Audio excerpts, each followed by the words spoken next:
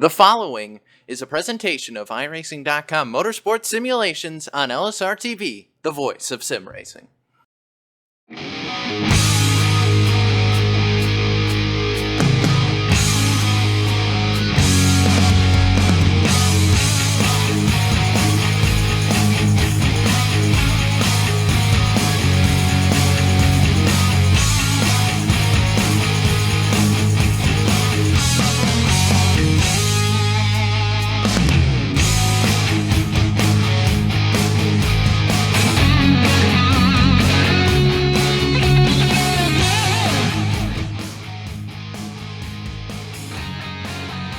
Live tonight for the virtual New Hampshire Motor Speedway, the drivers of the 2016 United Sim Racing Truck Series presented by B&C Lawn and Landscaping Services are going to take to the Magic Mile for 151 laps and a USR Loudon Extra Mile 151. We get set to the LSRTV pre-race show in just a moment. The action starts next right here on iRacing Live.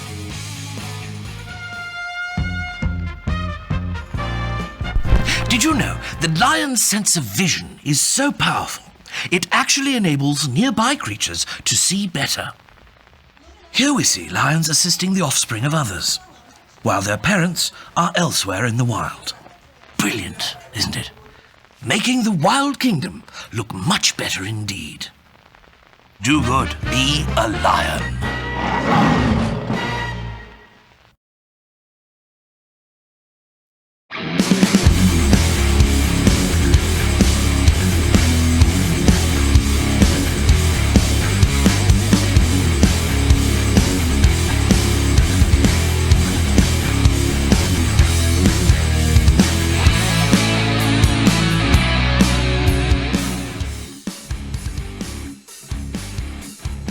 Good evening, Sim Racing fans, and welcome to LSRTV's coverage in Truck Series live tonight from the New Hampshire Motor Speedway for the Magic Mile. We get set for the 14th round on the 2016 USR Truck Series Championship, as always, brought to you in part live tonight on LSRTV and iRacing Live by B&C Lawn and Landscaping Services. We're about ready to go for the USR Loudon Extra Mile 151, and we're happy that you have us with you tonight on LSRTV and iRacing Live. Going to be a good night of afternoon short track racing. Evan Pasoko, Andy Kessler, and Daniel Eberhardt topside with you with the LSRTV broadcast tower. And as always, our producer Cisco Scaramouche downstairs pushing buttons and getting us to you this evening, Andy. We continue to roll on into the second segment on the 2016 calendar, and we come to the New Hampshire Motor Speedway live tonight from Loudon, New Hampshire. A very interesting racetrack, just a smidge over a mile in length. And we'll talk track facts in a moment, but to make it easy on everybody, there's basically no banking at this racetrack. It is extremely flat. You're going to have to be very careful getting on the throttle as the night goes on. It's an extremely difficult track to pass at.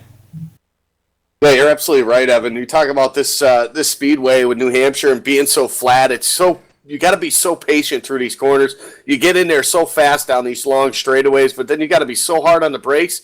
But then you got to be patient getting back to that throttle. You get on it too soon, you're going to be up in that turn 2 or turn 4 wall. If you get on it too late, you might end up spinning yourself out or just not have any speed at all. So it's a tough track to master. When you get the hang of it, though, and you can be consistent for 150 laps, that's when you see a lot of domination come into effect. And we'll see guys like Jamie Walker, who is so consistent at every track we go to. This is the type of track, if you can hit your marks every single lap, you're going to be very fast and very tough to pass and beat. And there is no doubt that this racetrack, one that like any we haven't been to so far this season, and we're not going to see really another track like this. Want to welcome, as I mentioned, Daniel Eberhardt to the LSRTV booth as tonight's driver analyst. Daniel, this racetrack, we just talked about a little bit of the characteristics about it. From being behind the wheel in these trucks are so momentum-based, you would almost rather be at a place like a Texas Motor Speedway where you can keep the speeds up. There's a lot of banking. Here, though, you really have to finesse these trucks around. Yeah, certainly, Evan. The track's like a major Martinsville. It's a real big track with the little short track mentality getting into the corners. It's about whoever can roll the center the best and come off the exit, and then you have these long straightaways that really get the truck wound out. And then at the end of the straightaway, you go off into a corner like Martinsville and just bear off in there with too wide. It's real hard to make the bottom work. You got to get the outside working, and whoever can do that the best is going to come out tonight on top. The qualifying session just about behind us as we get set for 30 drivers to head trackside. And with that, we'll get tonight's action underway by going down with Jaden Berkey for tonight's national anthem. Oh, say, can you see by the dawn's early light what so proudly we hailed at the twilight's last gleaming, whose broad stripes and bright stars through the perilous fight we watched were so gallantly streaming, and the rocket's red glare, the bombs bursting in air, gave proof through the night that our flag was still there. Oh, say does that star-spangled banner yet wave o'er the land of the free and the home of the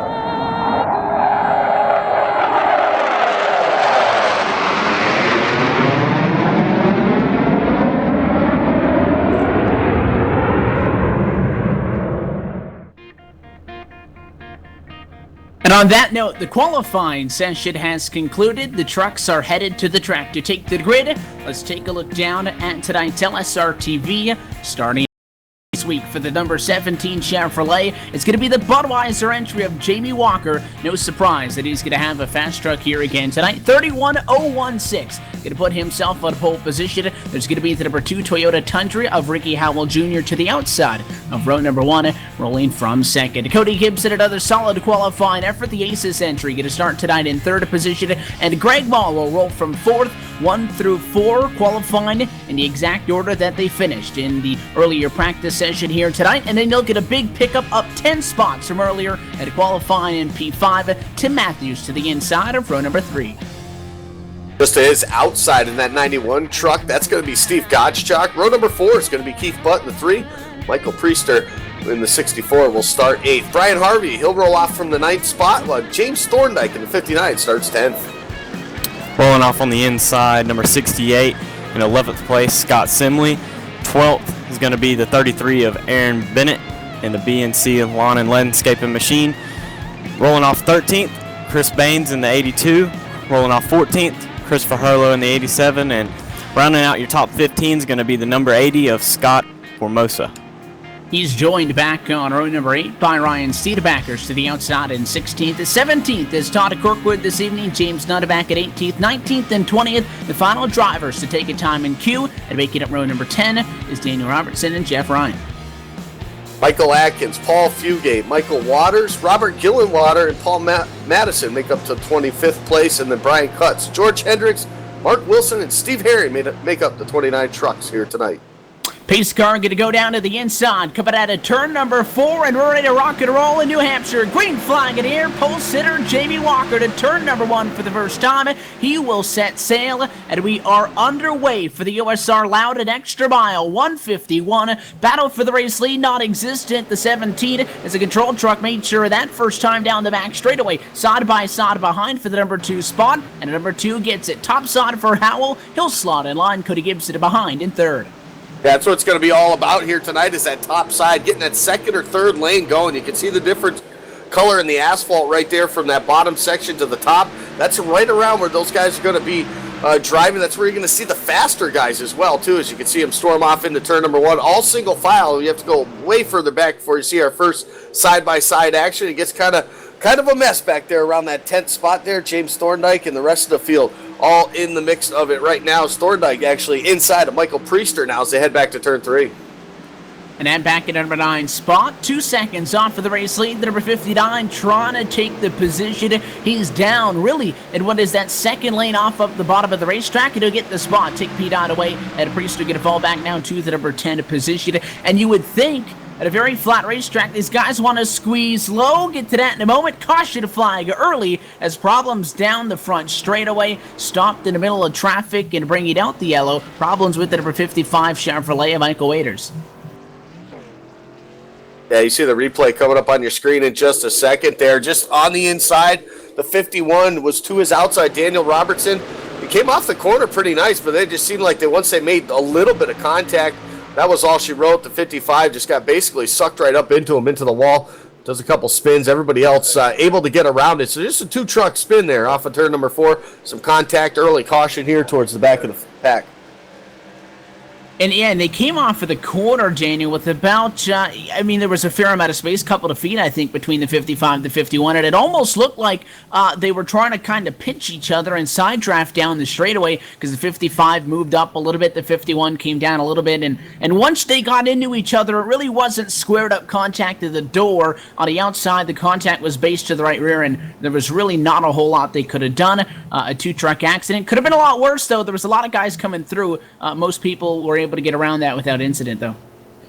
Yeah, it's pretty crazy coming off the corners here. It gets really tight coming off the corners, and if you're side by side with somebody, usually the outside truck has to come off the wall a little bit because going into turn 1, there's a little thing in the wall where it pokes out, and it will get you if you're real close to it and damage your truck and actually hurt you for a little while until you get down pit road and repair it. So it's real tight coming off the corners, and you can just tell one guy didn't know how far away from the wall he was, and one guy just didn't know where he was with the other guy to the outside of him. So the early contact going to bring us into the caution flag. Pit leaders going to head down pit side this time, though. The guys up in front of the field not having any of that, but outside the top 10, a fair amount of trucks going to be coming down pit road. You could chalk it up to almost a split decision early in this race. And again, really not surprising to see the trucks that do come down pit road do exactly that, because we'll talk about the tires as the night goes on, Andy, but really I think every caution flag, the guys at the back of the pack going to come in. So to not overanalyze that, those guys just coming in, top it off, doing what they can, hoping that maybe over the course of a long run it could benefit them, but nothing really to read there quite yet. No, there absolutely isn't. I mean, the only thing to read there is the guys staying out up to the front. Track position is so important here at this racetrack. It is a hard track to pass at, so you have to make all your passes on the outside. We've seen that. We've talked about that already, and that's why you'll see most of these guys that are up towards the front want to stay up there. You don't want to be marred back in that traffic. It just take you too long and too much tire wear to get yourself back up into contention. So that's what it's all about, track position for these front runners right now. That's why they stayed out. And probably, about a 15 or 20 lap run, you definitely will see these guys come in. But just 5 laps on these tires, there's absolutely no reason for it just yet. So the lights go back off on top of the American Childhood Cancer Organization. The Ford Mustang GT pace car going to once again duck down to the safety of pit lane this time, but at turn number 4, and we get set to do it all over again. No changes inside of the top 4 in the running order. Going to be Walker Howell inside and outside row number 1. Gibson and Mall inside outside back on row number 2. The early caution flag still leaves us with all the trucks that started this race scored on the lead lap. Inside lane with the jump. Green flag back in the air at a car length advantage again to turn number 1. Can this time Cody Gibson complete the pass door-to-door P2 in turns 1 and 2? You can see him right there push up the racetrack just a bit, and that's what he's got to do, is actually force your way up there to get at least that second lane. If you're on the bottom, you don't want to have that guy being able to pinch you all the way down to that yellow line. You will absolutely get no drive off of this corner here at this speedway here. So you can see him bunching up right there to get set right in the center of the corner. That's where it's all the action is that center of the corner. That's where you get all your speed. Daniel talked about that in the beginning of the race. You got to be able to roll that truck perfectly through the corner. Be patient to get on the gas. These corners almost remind me of turns 3 and 4 at Phoenix. Pretty similar, flat, and just being patient, getting back on the throttle. It is the key, and again, it was the outside lane of the racetrack down in 1 and 2 that completed the pass. And Cody Gibson, he had the positioning down to turn number 1, Daniel, but then at that point again, just the two machine able to get back to the gas a little bit better. These guys aren't down on that line on the inside of the racetrack. They're running almost to the middle. Yeah, I'm excited to see if Ricky Howell Jr. can get up here and get up to Jamie Walker. Jamie's always fast at these kind of tracks, and he's usually fast in a truck, so you can tell he's going to be pretty hard to beat tonight. But I'm excited to see if Ricky can get up there and battle with him, because I know if he gets up there, it's going to be really hard for him to make that pass. And that's why track position, we talk about it being so key week in and week out. It rings very true here tonight. Cody Gibson, a little bit overcooked at that time and on the inside, and really there just to pick up the pieces. The MGD Chevrolet gets the spot and put Greg Mall now into the number 3 position as you take a ride on board. That battle going on just inside of 1 second. The race leader, Steve Gottschalk, just behind them. Round out your top 5 at the moment. Not running away with it, but steadily growing a gap that sits at about 6 or 5 truck lengths. In turn number 3, Jamie Walker leads the way. Yeah, Jamie Walker doing a great job. Like I said, this is one of those tracks. Be consistent every single lap. He is that type of guy that can get it done. I'm watching this battle a little further back. How about for that 5th spot, 6th spot, making Tim Matthews and that 3 at Keith Butt right now. They've been side by side for the last couple of laps here, and the 54's got the preferred line on the outside, but I'll give you what, a lot of credit to Keith Butt having that inside line and being able to at least stay with him for the most part. You see him get loose there because all that is on these corner exits, and I know Daniel could touch on this a little bit. If you overturn that wheel and get on that throttle, you're going to go around pretty easily. Yeah, it's all about coming off the corners with a steady wheel. It's all about going in with a steady wheel. If you are real jerky on the wheel, it's going to get the truck very upset. As you can see, Tim's actually driving away from the 3, and Tim's a very finesse driver. He's got a lot of skill in the trucks. He's very hard to beat. He's going to make his way up towards the front in no time. And you see he's got the blue colors on aboard the number 54 Chevrolet. The Kentucky Wildcats machine led him to a solid run 2 weeks ago. Last week, actually, at Kentucky for the 13th race on the season. Walked away with the top 5 result. And try to get to that point right now, but the challenge from behind, but to the inside. The tracker boat Chevrolet thought about it. Jumps back up in line, and he'll take another peek to the inside. And you see, because they're really running almost up at that seam, 3 or 4 seams up the racetrack, if you will, where you do see the asphalt and the granite mix, that inside, if you want to go down there, it's wide open. You can do it whenever you want, but the 54 doesn't care because he's in his preferred lane. That's what it's all about, is holding and protecting your lane, that driving lane that you want. Make those guys behind you basically have to try something different. If you're in that lane that they're driving, that's why it makes it so hard to pass here. You almost, over the course of the race, you see these guys get maybe a little bit more less patient, and they end up giving a little bump in the corner, gets the guys loose, push them up the racetrack just a little bit more so that they can get out from under them. But it's why when you're in that line and there's basically a 1-lane racetrack is what this is, it makes it hard to pass because you're trying everything you can. If you're faster than that guy in front of you, you're trying a little bit higher of a lane. You're trying the bottom side, and in doing so, you also wear your tires a little bit quicker too. So it's just all about being patient. How about a battle though for second place? Greg Mall has caught that too. Tried for it on the inside there off of turn number 2. Got a little bit loose. We'll have to regather it up. Now has a miracle of Cody Gibson back into 3.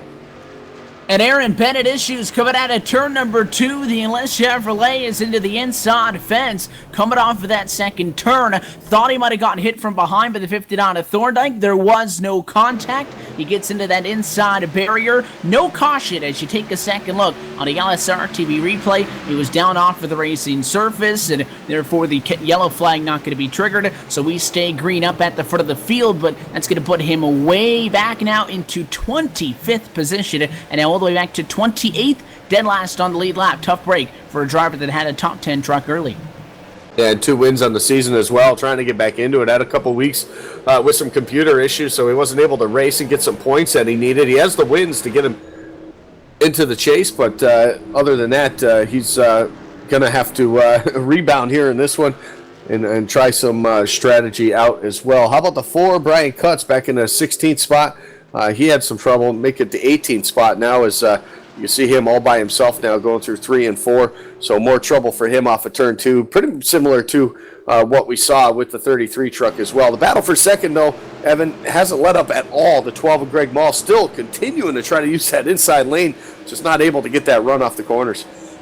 Yeah, he has the position, but he just can't get back to the gas. And turn 2, 2 times in a row now. Single truck spins, no yellows from each. I thought that Cutts' was exactly identical to the issues we saw just a lap before with Aaron Bennett. Bennett was a little bit lower than where we had seen everybody else, and I thought that might have been the reason. But I guess the moral of the story, turn 2 is really, really loose. And that 12 at the inside, he's figuring that out because he just can't get back to the gas. And almost now, Daniel, in a spot where he was running in third, maybe a little bit quicker than that 2 of Ricky Howell Jr. in front of him, goes to the inside, he can't execute the move. Next thing he knows, he's out of the preferred lane. He might actually go back a spot because to his outside is Cody Gibson now.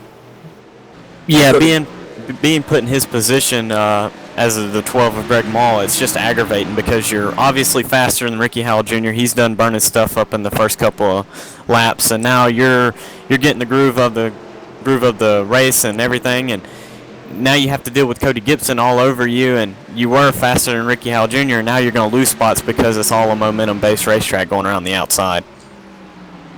So that's going to cost him that position. The 7 machine almost had it, but it's not going to be as worse as it could be. And in all, Cody Gibson out third, Greg Mull back in the number 12 position. And now we'll see if the 7 machine can get up to the 2 of Ricky Howell Jr.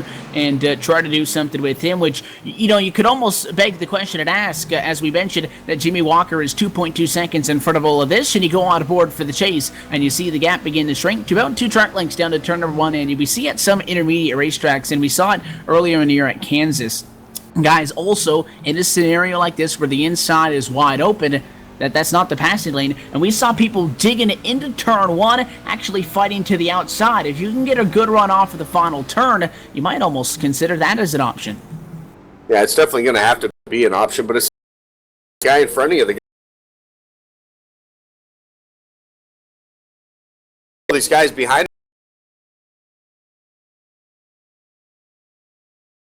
still just fast enough to hang on to it, not fast enough to keep these guys behind them. So it's going to be a tough go at it for these guys to try to get around that 2 machine, but at the same time they continue to lose a ton of time to our leader.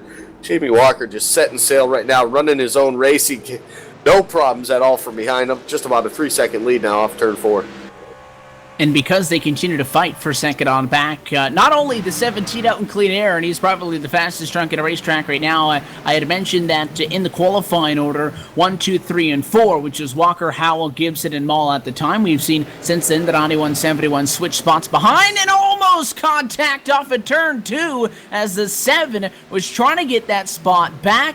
Just about caught Mall in the right rear quarter panel as he got way out of shape, no contact, and fortunately enough for Cody Gibson, gets back to the gas before Gottschalk jumps all over him, and now he's in the fence at a turn 4. 2 mistakes in just 1 lap, and that might give it away. Gottschalk to the inside, side by side for 4th. The battle there for that 4th spot. Of course, Cody Gibson having some problems. He's going to lose that spot as now Steve Gottschalk able to get around him, or at least for the time being. Here comes the 54. We talked about Tim Matthews earlier on being one of those guys, very consistent in the trucks as well, and he would be one of those contenders here as we go through this race further and further into it. So Tim Matthews now up on the back bumper of these 2 guys, looking to basically figure out which lane's going to go at this point. Nowhere to go with the track block with 2 wide in front of them.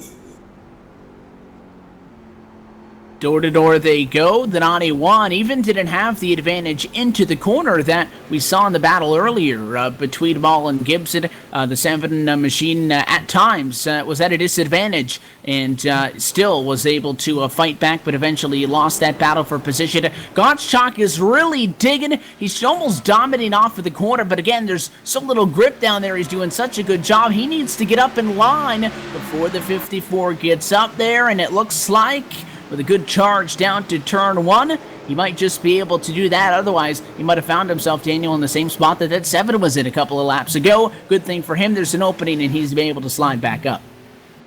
Yeah, I'm noticing now the 7 of Cody Gibson, he's just getting into the gas way too early, and it's really hurting him off of exit, and it's allowing these guys to drive up to him down the straightaways and make a inside move, but it's just killing the inside move because he's got the outside all covered up. And it was the same thing with the 2 of Ricky Howell Jr., how he burned up his stuff. It was aggravating the 7, and the 7 ended up burning his stuff, and now it's given the 12 of Greg Mall a chance to actually take second right here. So we're going to see if he can get up there and actually run down Jamie Walker. He's in the spot he wants to, and look at the 2. Howell gonna throw it way into turn number 3. That's a slide job, but he went too high up. He'll challenge back off of turn 4. Maul crossed him over. The 2 tries to keep it nose to the outside, and he will fight right back. The fight continues for the number 2 spot on track, as Ricky Howell Jr. not gonna go down without a fight, but he's gonna go down swinging out of turn 2. Big run. I think he might come just a little bit shy of the bumper in turn 3. He'll throw it in again. And side by side in turn number 3. Lap 28 and real tight in the center of the corner. Howell and Maul going at it. What a great battle right now for this second spot. These two fighting like it's the last lap right now. The outside lane going to prevail, at least for the time being, for that 12. The 2 will dive it way down in there again. The problem is looking to push right up the racetrack.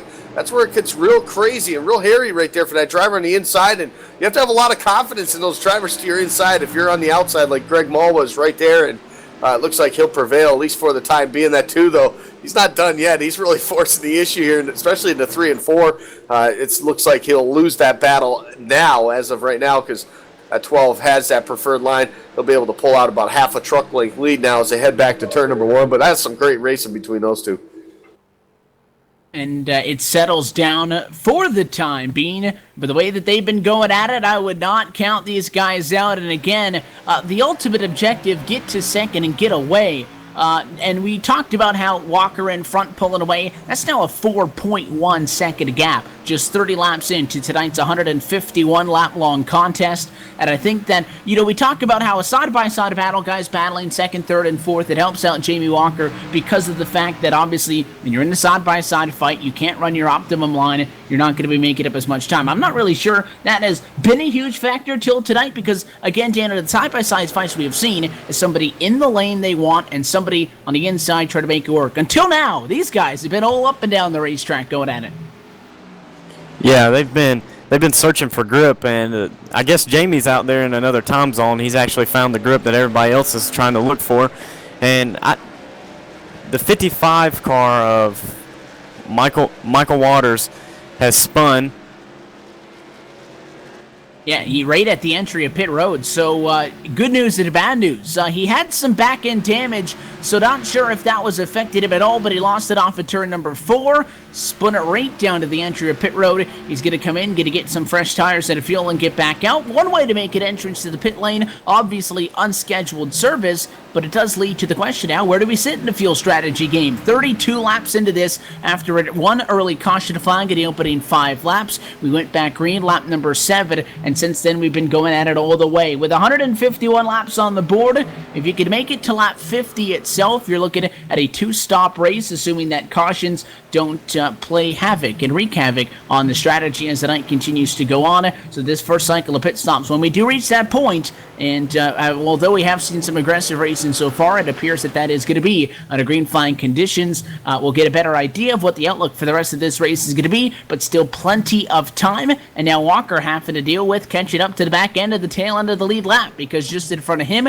you got the 45 of Paul Fugate. He gets around him. That would be 2 laps back for the 45 Chevrolet. And don't over push it, but Walker may have just caught the fence barely at a 2.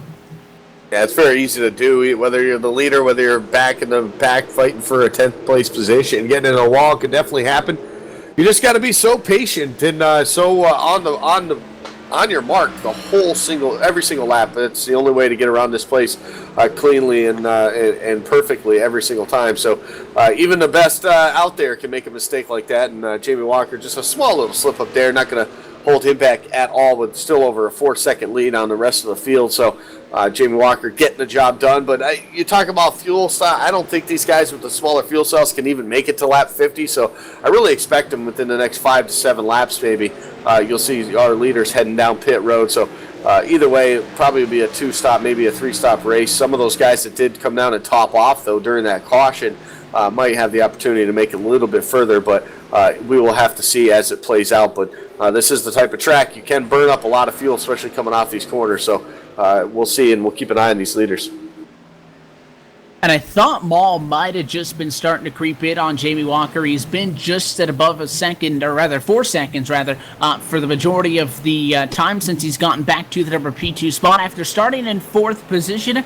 But he got it back to about 3.8 seconds, started to creep in just a little bit, and the gap is going to balance back out right at 4.1 seconds, almost identical lap times the last time around. More drivers, though, going to be coming down pit side this time around. Brian cuts in from the back of the pack, P26 at 1 lap down. We still await your leaders to come in for service, and we all know that, Daniel, once one guy comes in from the top 5, almost everybody else going to pile in at the same time because you can't sit out there on older tires for much longer. A 31.1 was the fastest lap by your at-time race leader right now, Jamie Walker. That came back on lap number 2, and right now he's running 32.2, so about a second and some change of fall off on tires. Yeah, and when you come down pit road here, you're going to want 4 tires. There's no if or buts about it. And the thing I like about the 17 car, or the 17 truck of Jamie Walker, is the way the truck sets in the middle of the corner and the way the truck comes off. If you ever look at the 12 of Greg Maul and the 2 of Ricky Howell Jr., they're coming off the corner sideways, and that's not what you want. It just, all you're doing right there is spinning the tires off exit. And Jamie's actually no, the Ricky Howell Jr. is actually coming down pit road right now. So coming in for service, and now we wait to see if that 17 is going to follow him right down as well. And again, a second per lap, basically. Every single lap you stay out from this point. But the number 17 of Budweiser Chevrolet, really high into turn number 3, and a spitter in front of him coming down to pit road, and a caution is going to fly right in the cycle of pit stops. It's Jeff Ryan in the Mountain Dew Chevrolet right at the entrance of pit road. I think he was coming in, Andy, got onto the apron and just locked it up. It spun out right down there on that yellow line. There's not a lot of grip, if any, at all. And he spins it out. And I'm not convinced that Jamie Walker wasn't going to be coming down this time also. I think he may have seen that 88 get sideways, stayed out to see if it was going to be any last-second caution flag, because you don't want to get caught entering pit road under caution flag conditions and be penalized. Whether that was the case, whether it wasn't, he stays out in front of the field. He'll bring us down for caution flag pit stops. And bad news for Greg Maul. He's 1 lap down in 20th. Yeah, it is bad news for those guys that did come down. Greg Maul, Ricky Howell Jr. able to stay on the lead lap, it looks like. So, but yeah, it's not a good thing. He'll be able to get his wave around here for the 12. So he'll be back on the lead lap, just won't be able to pit, and he'll be further back of the field here. So we'll see how that all plays out as it goes. But 17 heading down. Going to lead us down for service that I would expect at the long end of a green flag stretch. Not going to see anybody tie out some tire strategy. The right side's up. Left side's going to go up for your race leader, Jamie Walker. Number 1 pit stall.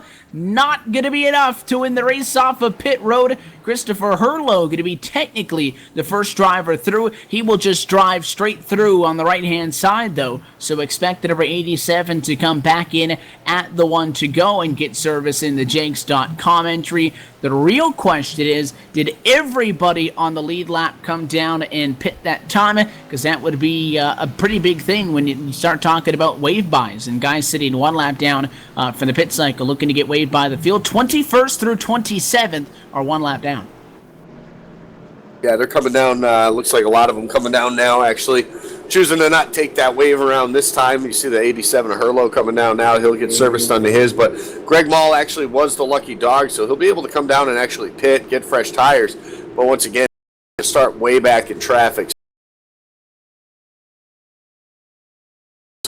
12 truck is, but it goes back to my point earlier in the race when I talked about those leaders on that first caution after 5 laps not coming down because the track position is so important. We're going to see that now with the 12 and how hard it's going to be for him to get up through the field.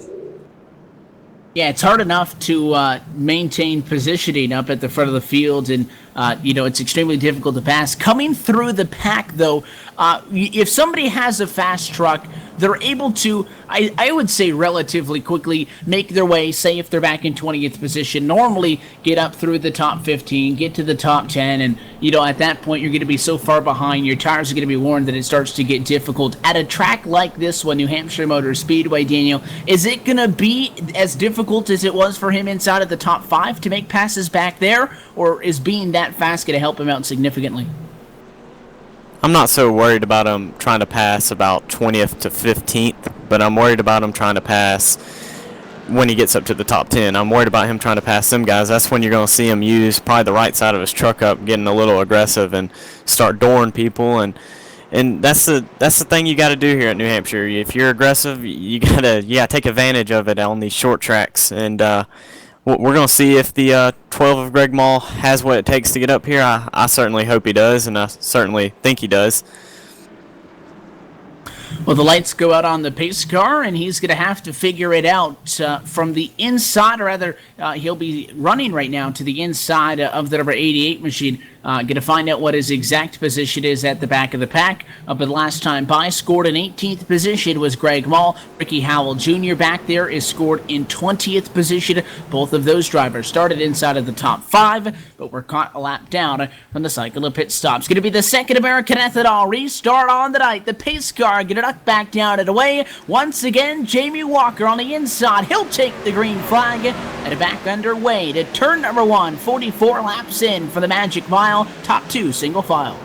Yeah, top 2 single file. The 91 of Steve Gottschalk looks like he'll be able to get around to 54 as well. Tim Matthews, side-by-side battle for that 4th spot. Give it to Tim Matthews, though, the advantage of being on that outside lane. How about James Thorndike as well on the outside lane? Brian Harvey struggling now with the inside, trying to find his way up in there. Did a good job right there, sliding up and being able to use up as much groove as he possibly can, but still, you got to give that advantage to the top side. It's going to prevail. Here comes the 59 now. Thorndike side-by-side for 5th. That battle goes on right in the center at turns 1 and 2. The Mobil 1 Chevrolet on the bottom. Again, advantage into the corner. The outside, normally where you get the run coming off, but a good power move up the bottom. Do we see Harvey really throw it into turn 3 and try to get clear? No, he'll maintain his line, and he tries to push the 59 up, and there's contact. He'll rub up against the inside of Thorndike. It's going to get the Army Strong Machine out of shape, and that's one way to make a move. That's how you got to make the passes. Everhard knows that. Yeah, you just gotta hope that the truck ahead of you or on the outside of you actually sticks when you make that pass. If you don't, then you get the famous EOL. And I know in my career on this game, I've actually had a lot of them. Well, I can tell you what, the bump and run here, you would expect at a place like Martinsville to come to the back end. It's not a bad idea to rub somebody up a little bit, and even without contact there, I think Harvey was doing the right thing, Janet, because again, the guy on the outside has been allowed to run his line all night long. If you kind of push him up a little bit, get him a little bit higher than he would like, and almost get closer to where you would like to be running, then you almost might have a better chance at making that move. So minus the contact, and the contact I think significantly helped to make the move, but even outside of that, he was doing a good thing. Yeah, it's 2 drivers mostly just fighting for one lane. But the guy I'm watching is Aaron Bennett. I know he spun out earlier as the caution comes out.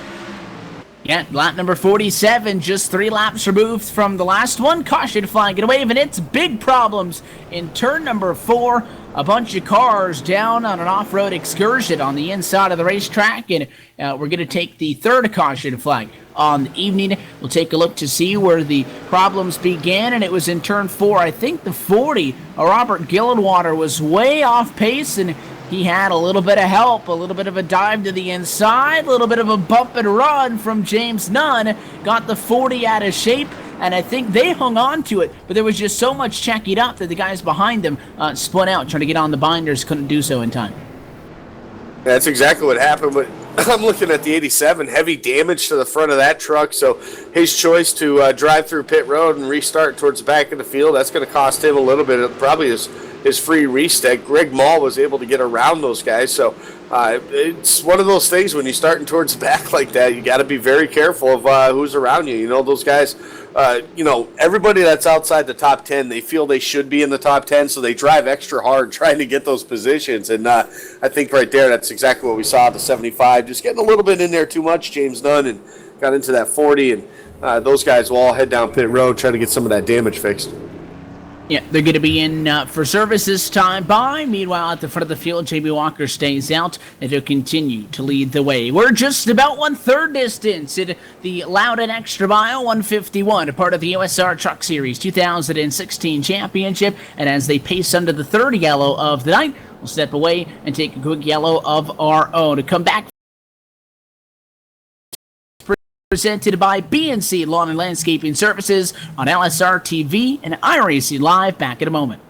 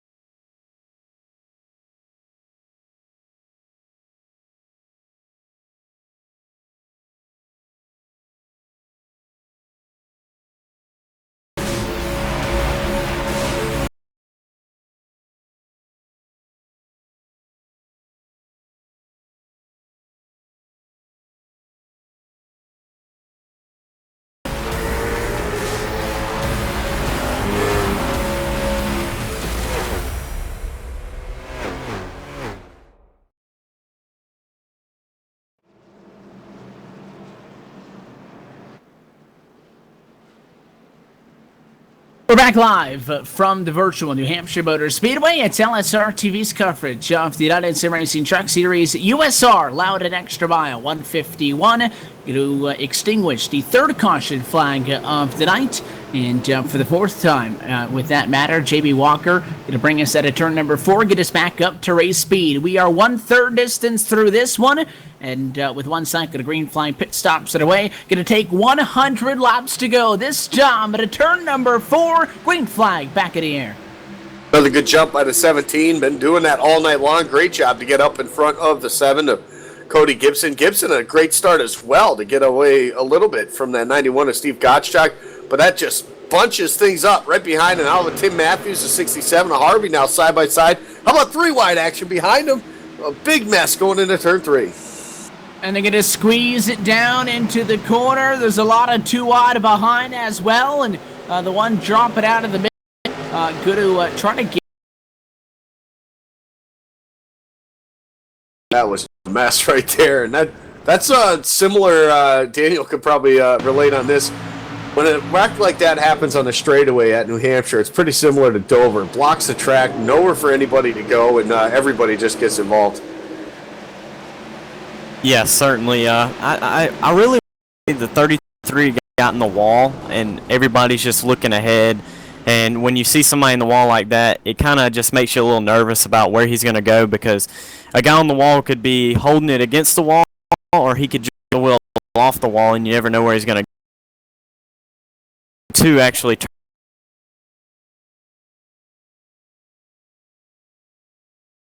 where you want to the middle and take the preferred lane away, and it obviously did not work out. And as Andy had mentioned, the track was blocked, and we got a good amount of trucks involved in that one. At least 7 get a bit some pretty severe damage.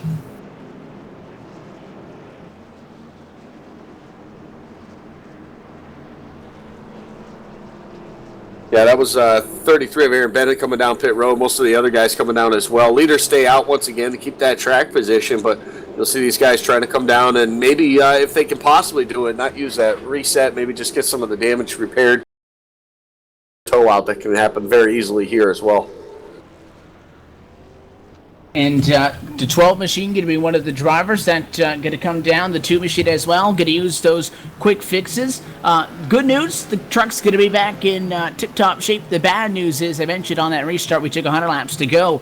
You are still going to have to make it through that without that quick fix option. Not that you're going to go into those last 100 laps, Daniel, banking on having that quick fix there, but it's a nice thing to have, which is why we'll see some of these guys, not everybody going to take that quick fix. Some of them going to ride around with some damage, get a caution later in the race, and then get that fresh truck, because you don't want to get the truck fixed up now, especially if the damage isn't all that bad, and then not have the option to get it fixed up later and get involved in a worse accident. Yeah, you want to save that reset for probably the last 50 laps of the race, like a little last stint dash, if you want to call it. But I think on this restart, I think Jamie's nailing these restarts. But if Cody's sitting there studying it and studying Jamie on his restarts, I feel like Cody Gibson has a chance to battle for the lead here. We have seen this many a time where somebody leads the race, but they have so many restarts late that either A, that guy behind them finally catches on and figures out what the strategy is and then beats him on the restart, or B, there's just so many restarts and the guy in front is just so perfect, but that could only last for so long till you get to the point where finally he makes a little bit of a mistake and you throw this one away. Luckily, it is still young in this one. The opening 56 laps now going to come to a draw this time by and get her inside of the final 100 laps of action in tonight's USR Loudon Extra Mile 151. Coverage provided, as always, by BNC Lawn & Landscaping LLC. Based in Frankfort, Delaware. Check out BNC for all your landscaping needs, including turf care, mulching, snow removal, and more. Professional, licensed, and insured. Contact Aaron Bennett at BC_lawn_and_landscaping at yahoo.com for more information. Lights out this time. Yeah, lights out, everybody getting jumbled back up, ready to go. How about the 54, Tim Matthews? Well, restart on the outside lane here in that fourth spot. A pretty good job by him getting up through the field. He started in the fifth spot. We mentioned that he was 15th fastest in practice, so obviously found some speed during his qualifying run, and he's done a great job here, and he'll restart in the fourth spot here on this one. So opportunity for him on the outside lane to possibly get a couple spots here. We're going to find out. Pace car going to jump to the inside this time. We'll go at it once again. Jamie Walker, every single time we've done this routine, he's been the one in control of the field. He'll get to the loud pedal. Green flag waves under the flag stand. They go, and problems behind. Well, huge wreck behind. All started with the 7 of Cody Gibson on the restart, not being able to get going, and maybe missed a shift or something right there, but that jumbled the field up. The 01 had to actually drop down to avoid the 3 truck. Ends up getting into the 68, and that put Scott Simley in a bad situation there. Up into the wall, into the 3, the 59 involved, a whole bunch of other trucks right there on the front stretch involved. Yeah, 7 a little bit slow, and I knew the 17 had beat him off at the pit lane, but he did look so slow. Not sure based on the telemetry if that was the issue with him, but he was really slow and he kind of jumped. So I'm thinking he might have still been in 3rd or 4th gear at the time. Yeah, we never know unless we ask him, but the 7, obviously something different on that restart, because he's had some pretty good restarts too, so either in the wrong gear or just missed a shift, spun the tires, could have been anything right there for the 7, so just a problem on the restart, jumbled everything back up, and we'll have to get it all done again, and some more trucks going to have to come down pit road and get some more damage fixed. Yeah, they're going to come down, continue to work on these machines. A little bit of a stalemate halfway through the opening 100 laps of competition. We're just about 20 away from taking the halfway point in this one. When we do get to that point, we'll give you your iRacing midway race break. We'll talk about the opening half of the race, what the driver's going to have to do to be successful in the final 50% of this one. Back under the yellow flag, we'll step aside once more. You watch at LSRTV, the voice of sim racing.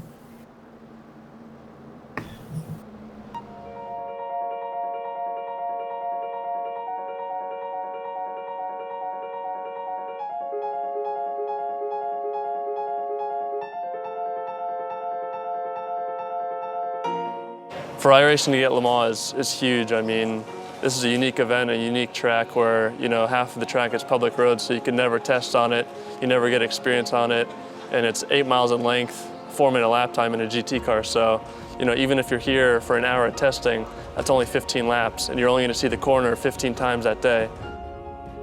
The first section going through the Dunlop area is pretty unique. It's got elevation change and off camber. Then you go down Mulsanne into the chicanes, and the straights are unbelievably long. It's a tricky track, and every year I've come here, this being my 4th year, you learn something new every time.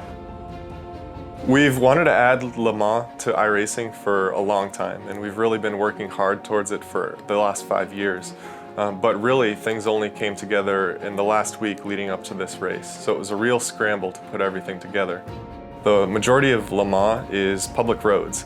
So when they're preparing for the 24-hour race, it's really the only time that we can visit to laser scan and photograph the track so that we can recreate it in iRacing.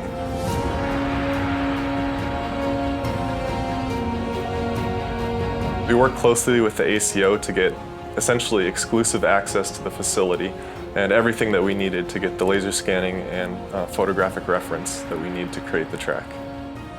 We were very fortunate to be at Le Mans at the most important time of the year and gain that experience of being there. And we're going to really do the best we can to put that into our work and making sure that the Le Mans in iRacing is the best Le Mans, the most exciting and accurate recreation of the track possible.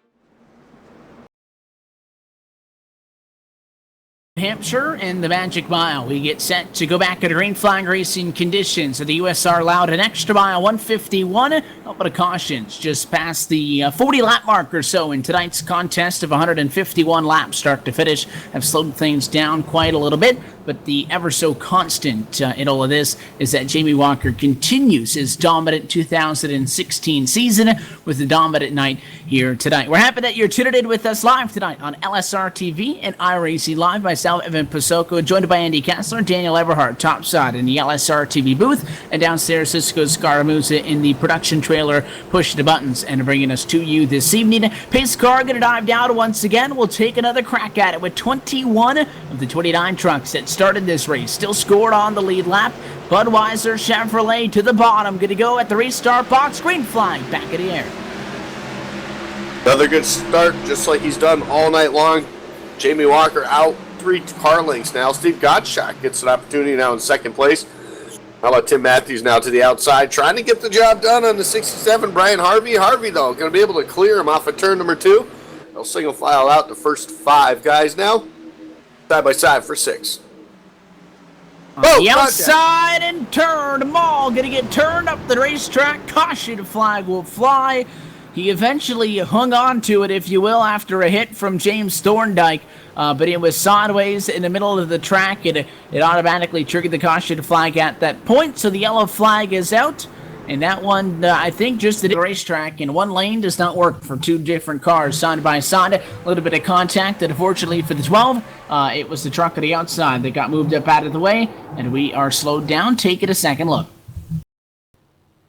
Just when you're the 12 of Greg Mall trying to make up flag pit stop, and then you get hit like that in that left rear corner, and that was what we talked about all night about those guys on the bottom side, that once you get in that corner, you just push up the racetrack just a little too much right there from the 79 of Stenbackers, and that puts the 12 of Greg Mall up into the wall and brings out the caution once again, and we'll see how this all goes through, but I think Evan is going to be able to talk to now. We'll pull up a driver. How about an in-race reporter? See who we got here now. Looks like Paul Fugate in the 45. Yeah, that's right. Get to try to catch your word with the driver of the number 45, Paul Fugate. It's Evan Pasoko, Andy Kessler, Daniel Everhart in the LSRTV booth. You got a copy? Yes, sir. Well, it's been an eventful night the last couple of times around, and an eventful night for you as well. Up and down a little bit. You got a little bit of a beat-up machine as well. Still trying to get through this race, and we're not even at the halfway point. What's been going on? Just a lot of overdriving out here, you know. I mean, New Hampshire, you know, it's a tricky 1 mile flat track, and just guys need to be patient a little bit out here. It's still a long race. Like you said, we're not even halfway yet. There's plenty of time left in this one to get things turned around. You guys are running to the tail end of the top 20 at the moment, and again, as an ever so increasing numbers, the drivers are doing as well. Try to get that truck fixed up. How's it handling out there with the damage on it? Oh, we're fine now. It's all fixed up and ready to go. Hopefully we can finally pass some guys and get this Lions Club International Chevrolet up in the top 10. Well, to speak to that as well, we have a quick opportunity under the caution flag. Paul, you guys are putting together an event here on LSRTV next Sunday. How do people get involved? They can head over to the forums. I have a bunch of stuff under there for the LCIF 200. The website address register is lcif200.weebly.com, and it's $10 to enter. Today we just announced that we're going to give away a brand new shifter to the winner. That's a $150 value, and the pole sitter is also going to get an autographed Kyle Busch ASA from when he was 16 years old hero card. That's at about a $50 value, so there's going to be a lot of cash and prizes up for grab, and it all goes to charity. You can find that event as well right here on LSR TV. Paul, want to let you get back to the team radio before we do anybody else you want to give a shout out to? What we got you? Yeah, my team, Evan Roush, the owner of Blown Gasket Racing, he's been really helpful in getting the race together and helping me as a better driver. Thanks for sticking around, chat with us for a little bit. Paul, we'll let you get back to the grid. Going to be restarted on the inside of row number 9. Best of luck. Thank you, guys. That is the driver of the Lions Club International Chevrolet Silverado. Paul Fugate scored 17th at the moment at 19. And again, 22 trucks still scored on the lead lap at this point. Lights back out. Andy, we're going to do it all over again. Oh, yeah, we're going to do it all over again. Hopefully cooler heads prevail on this restart. The last couple of restarts have caused our most recent 2 cautions. Not surprising, just to the fact that we have all these... all the guys are all jumbled back up, and they're fighting hard for every single position. That's what it's all about here. And passing such a limited aspect of this racetrack that you got to get it when you can. We'll see how they navigate this one. Restarts have been the tricky trend as of late. The green flag going to fly once again, back underway from New Hampshire. Top 2 single file. Something that we've seen quite a lot tonight is that first battle being side by side for third to turn number 1. Harvey, the challenger on the inside, and Matthews holds tight topside. Harvey able to get the job done once again. Not quite clear. Looks like he will clear before turn number 3, but he's been able to get the job done on that bottom lane in that first corner, so a great job by Harvey. We see some side-by-side action going back a little further back. How about Ricky Howell Jr. getting to the side of the 01 and Michael Atkins Jr. That's going to send the 01 back another spot as well, too. Here comes a run, though. The 33 of Bennett. He's looking to the inside of Steinbaker's, trying to get that spot. Looks like he'll have him clear. We'll see if the 79 can battle back. He tries there. Not going to happen. 33 clear. He's up to the top 5. And following him throwing the inside, here comes Ricky Howell Jr. to the door, Alpha 2, but down the back straightaway, lost all of the ground he made. He'll throw it back in, and the 79 also going to miss that breaking point 3 wide, with Atkins going to get squeezed down in the middle.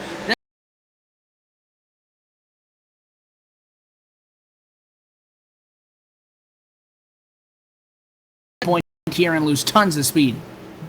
No, not at all. It's all about, like I keep saying, it's all about getting through the center of the corner, and if you don't enter right, you're not going to get through the center of the corner right. But one guy that's really making a charge right now is Aaron Bennett. He's looking to the outside of Tim Matthews, and nothing there.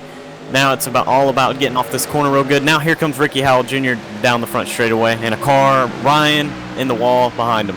Again, yeah, troubles continue for the 79. It was getting a little bit hot and heavy into turns 1, into turns 3, and now off of turn 4. He found the fence, and that's also going to cost him a spot. Now back into 8th as Michael Atkins Jr. takes P7 away.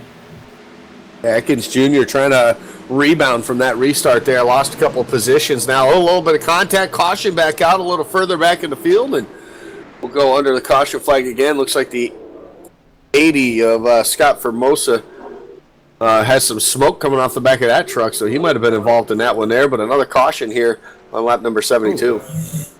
Yeah, that's it's about as big as a wreck as you can get if you're the 51 machine. I think problems were in front of these guys, and they were trying to check things up.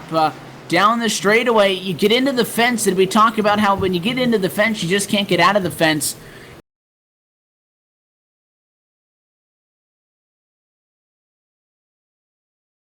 To be a hazard to the racetrack. I think the caution is technically going to fly for Michael Priester in the 64, who spins to the inside and then comes crashing back down to earth behind him. And obviously the brunt of that issue's coming for Daniel Robertson. And to add insult to injury, not only is the space program canceled, but he's also stuck on the tires. So he's going to have to take the tow back to pit road. He tried all his good, but he's not going to be able to. So he'll take the quick tow on the hook back to pit road. That could have gone a lot better for him. That's a tough break. I think they aborted that mission. That's here, so he wasn't a hazard to anybody, just to himself as he's flipping through the air there. But yeah, you're exactly right. It looks like they hit the fence right where that road course opens up there, up to go outside the racetrack. So tough break right there. But yeah, he did get a hard hit, heavy damage to that 51. And we had some takers coming down pit road. It started with the 54 of Tim Matthews right in about the 4th or 5th spot right there, and he decided to be the first one coming down. A bunch of guys did, and some other ones stayed out. Look at Cody Gibson now back in the top 5.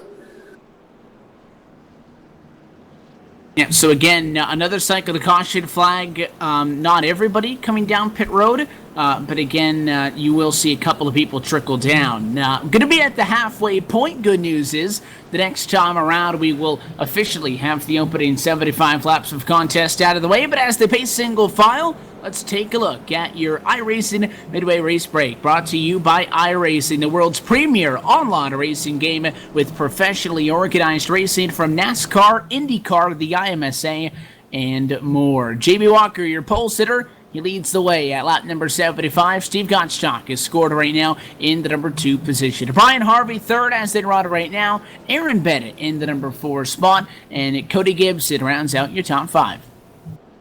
6th right now, that's James Nunn in the 75. Keith Butt, 7th. 8th goes to Ricky Howell Jr., Tim Matthews in 9th. And 10th is Michael Atkins Jr. 11th is the 79 of Ryan Stembakers. 12th is Scott Simley. 13th is Paul Madison. 14th is Scott Formosa. And 15th is Robert Gillenwater. 16th position at the moment, Mark Wilson, Paul Fugate, as we talked to just on the last yellow, and 17th. 18th is George Hendricks with Brian Kuntz in 19th. He's also the final driver on the lead lap. 1 lap down, P20 is Stephen Herring. 21st, also a lap down to 59 of James Thorndike. Greg Mall, who started up in the top 5. He's currently 22nd, 2 laps down, 23rd. That's Michael Priester. Daniel Robertson, 24. 25th, that's Jeff Ryan. And 26th is Michael Waters, 13 laps down. 27th is Christopher Hurlow, 13 laps down. And then I think these guys are actually still in the garage. The 82 of Chris Baines is 28th, and Todd Kirkwood in the 77 is 29th. That's a look at your iRacing Midway Race Break. For more information on the wide variety of sim racing possibilities online, visit iRacing.com to sign up today. You can use the LSRTV promo code by entering PR-2016 LSRTV when you register for a new iRacing membership, and you can get the late model free of charge to accompany the 13 cars and the 14 tracks that come free of charge with the new iRacing subscription. Again, that is PR-2016 LSRTV, and that is going to be valid on new iRacing memberships only. We drop the hammer, and back underway we go. Walker, no issues. Back to turn number 3, well out in front of the field, with Gottschalk now moving into second, and a great battle behind him for third. Outside, trying to get the outside run going. He's got the 7 now. Cody Gibson just behind him. He'll clear the 67 of Harvey as they head back into turn number 1, and a good job there. Oh, Cody Gibson into the back of the 67, and everybody will keep it straight. 4 wide. Playing 4 wide action, but they'll all sort it out right there. And There's the contact. Almost going to make it to the back straightaway. The 67 going to get hooked around. He'll collect others. Yellow flag waves. Brian Harvey at the center of where all of that started, down to turn number 1. Contact between he and the number 7, Cody Gibson, and the 67 did kind of almost put a slide job on the 7, come up in front of him, and a little bit of a tap to the back end. They did a spectacular job of hanging on. They just ran out of real estate off the corner. Yeah, that was some pretty wild stuff there going into turn number 1, and that's where it all started. Everybody starting to fan out. The contact between the 67 and the 7 initially started it in the middle of the corner, and as they came off the corner, just nowhere to go, and everybody running out of racing room, the walls there, and the 767 ended up making some more contact into the wall. Some more trucks, heavy damage on those as well here, lap 79. So under caution once again here at New Hampshire. Back under the yellow flag, gonna pass the halfway point. Leaders come by and open pit road, and they still decline to come down for service. They've got a fuel number in mind, and they're not gonna come in and get topped off until they reach that point. The next time around, going to be 71 laps to go for the New Hampshire Motor Speedway. We'll step aside and go LSRTV nonstop so you don't miss a moment of the action. We'll be right back for the concluding couple of laps of the USR Loudon Extra Mile 151 back here on LSRTV and iRacing Live.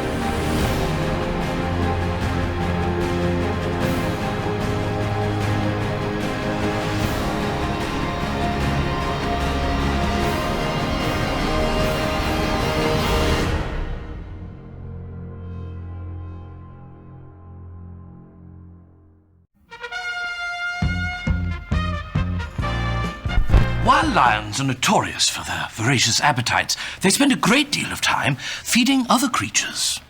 In fact, lions will take great care to ensure there's plenty to go around. As you can see, they keep giving with utter ferocity. Bravo, lions, and bon appetit. Do good, be a lion.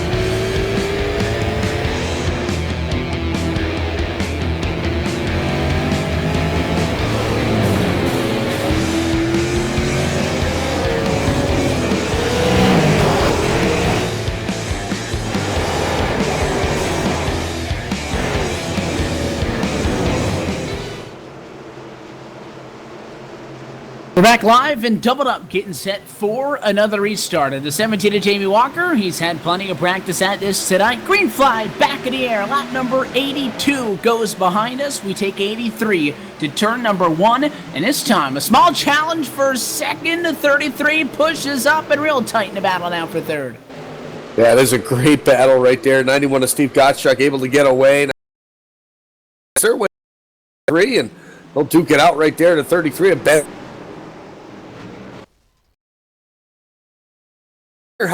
Now looking for a spot. He's trying to make his way back up to the front.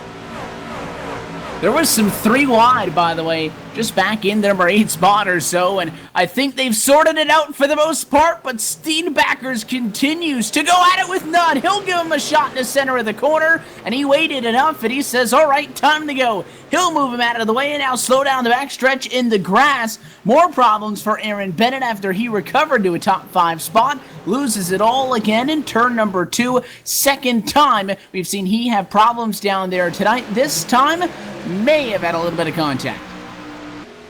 Yeah, maybe just a little bit of contact right there, but a very hard battle. He was going at it quite hard with all those guys in the top 5 there, and just off of turn number 2, just lost it right there. Maybe a slight bit of contact. Other than that, back into the grass again for the 33 of Aaron Bennett. Now he's got to play catch-up once again.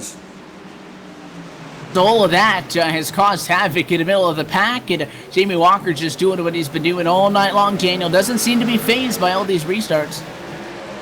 Nah, he's the only one tonight that I've seen get through the gears perfectly. And if I don't recall, I think Ricky Howell Jr. has made a pit stop, and the leaders, about the top 10, haven't pitted yet. And Ricky Howell Jr. and Tim Matthews are looking like champs right now on 4 fresh tires, because if he can get a pit strategy, or if we see a couple of short pit. They continue to wait, though, until they get to a scenario in which they've been waiting for, because they've had plenty of opportunities that, you really don't want to, come down pit road on a very short run. However, they've had 5 or 6 of them now, I think, in the middle portion of the race, but they continue to stay out there on the racetrack to get to run these tires. So really, they're not running that good, but they're getting the job done. How about a battle for 4th spot? Here comes Tim Matthews up the bottom on Keith Budd. He drives it in hard, and that one going to be door-to-door, about 2.5 seconds back of the leader in turn number 4. That is Tim Matthews trying to get that momentum on the bottom side. It's really tough to do. He's got a little bit of it right now as they head back into turn number 1, and looks like he might possibly get him clear there. How about Scott Formosa right behind him in the 80? Almost getting into that 3 truck. Unable to get the job done, but the 54 now able to hang on to that 4th spot right now as they run. And a good job by him. A very hard job right now. The 67 just behind these guys. Brian Harvey still trying to get around Cody Gibson. He's trying to do it the hard way once again on the inside lane, and still side by side off forward. And it is a dead heat to the start-finish line, but top side with the little bit of benefit that you do get at this racetrack from the banking at 2 degrees on the bottom to 7 degrees on the top side of the racetrack. The 7 used the outside to get a little bit of a run, had a nose in front, and with the momentum down the back, he'll pull now and clear. And now that 40 of Robert Gillenwater, he was kind of sitting around in the back, and I think we knew the outside was going to be the place to be, as now he overdrives turn number 3, Daniel. He sat kind of centered on him as they ran side by side, waited till he saw who was going to win this spot. The 79 of Ryan Stembakers is actually spun around coming out of 3 and 4. And Robert overshot that corner a little bit there, and just lost it, looked like. Yeah, turn 4. We saw that happen a couple of times in 2. We've seen some contact in turn 4, but he just got a little bit overzealous, I think, chasing the battle in front of him. Yeah, a little bit. I mean, it doesn't take much at this racetrack either to get overdrive the corners, whether it's in or off the corner. So I think that's the case we're seeing right there. But I think it also plays into the fact that we're getting these restarts, and these guys are having this opportunity to possibly get a couple more spots, and they're overdriving it just a bit, trying to get what they can. Why they're so close to everybody, because we know how hard it is to pass once everybody gets strung out and gets spread out in single file. So I think that's just a product of it. Cautions breeding cautions, and guys just forcing the issue, trying to get every spot they possibly can when they still have 60 laps or so left in this race. So now you find yourself in a position where, as the driver is now going to come down pit road at a turn number 4 with 60 laps to go on the board, we see a lot of cautions, and they continue. We say cautions breed cautions, as Tim Matthews going to stay out on the racetrack from P4, Daniel. How do we get out of now the string of caution and flags? We always say you get a yellow, you might see another one. How do we break out of that and get some green flag racing? Well, Evan, I'm a true believer of cautions breed cautions, and the short track mentality is finally coming out, and definitely with like 60 laps to go here, it's gonna be about who's ever aggressive enough to make bonehead decisions, I guess you could say, and It's going to be about the guy who can, well, the dominant car of the day, the Budweiser machine of Jamie Walker. He's been dominating all day, but Tim Matthews is going to stay out here, and I believe he's got a good shot with track position. I mean, he might not get a good restart because Jamie Walker's got 4 tires and Tim's out here on about 10 laps older tires. But the deal is that he's got track position. The guys behind him don't, and that's what's causing cautions. Guys know it's getting down to crunch time. 50 laps here will go by really fast, and New Hampshire is one track that you can't. It's not a real driver's track. You have to stay in line with each other, and you have to follow each other for a little while. And everybody's getting real impatient here.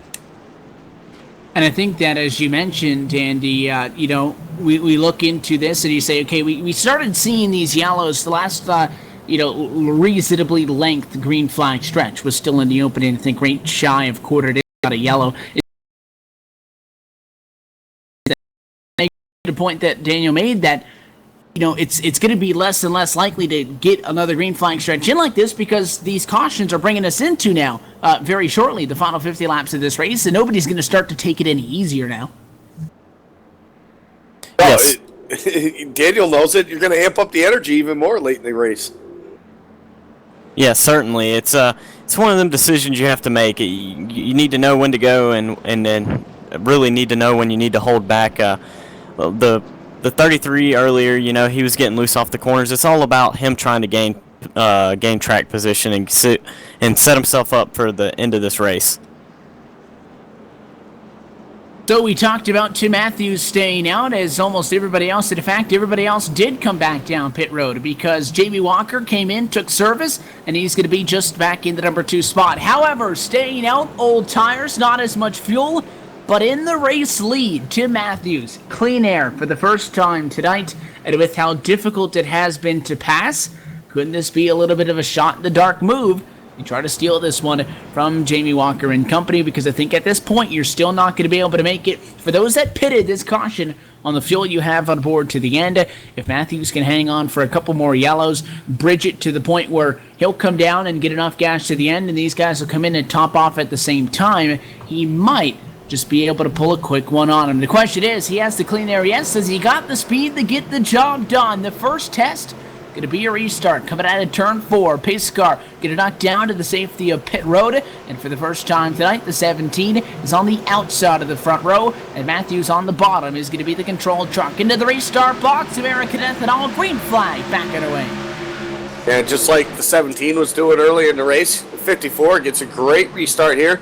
They'll have the preferred line. Look at Ricky Howell Jr. now to the inside, almost making contact with Jamie Walker here, but off of turn number 2, looking to run on the outside to 17, going to take the advantage now into turn number 3. And he uses the speed, as we talked about very early on in this race, Daniel. Somebody might try to get to the outside. That's exactly what he did with the speed. The 2 car tried the challenge 3 wide. It doesn't work. And what a move by Jamie Walker to go back to the point.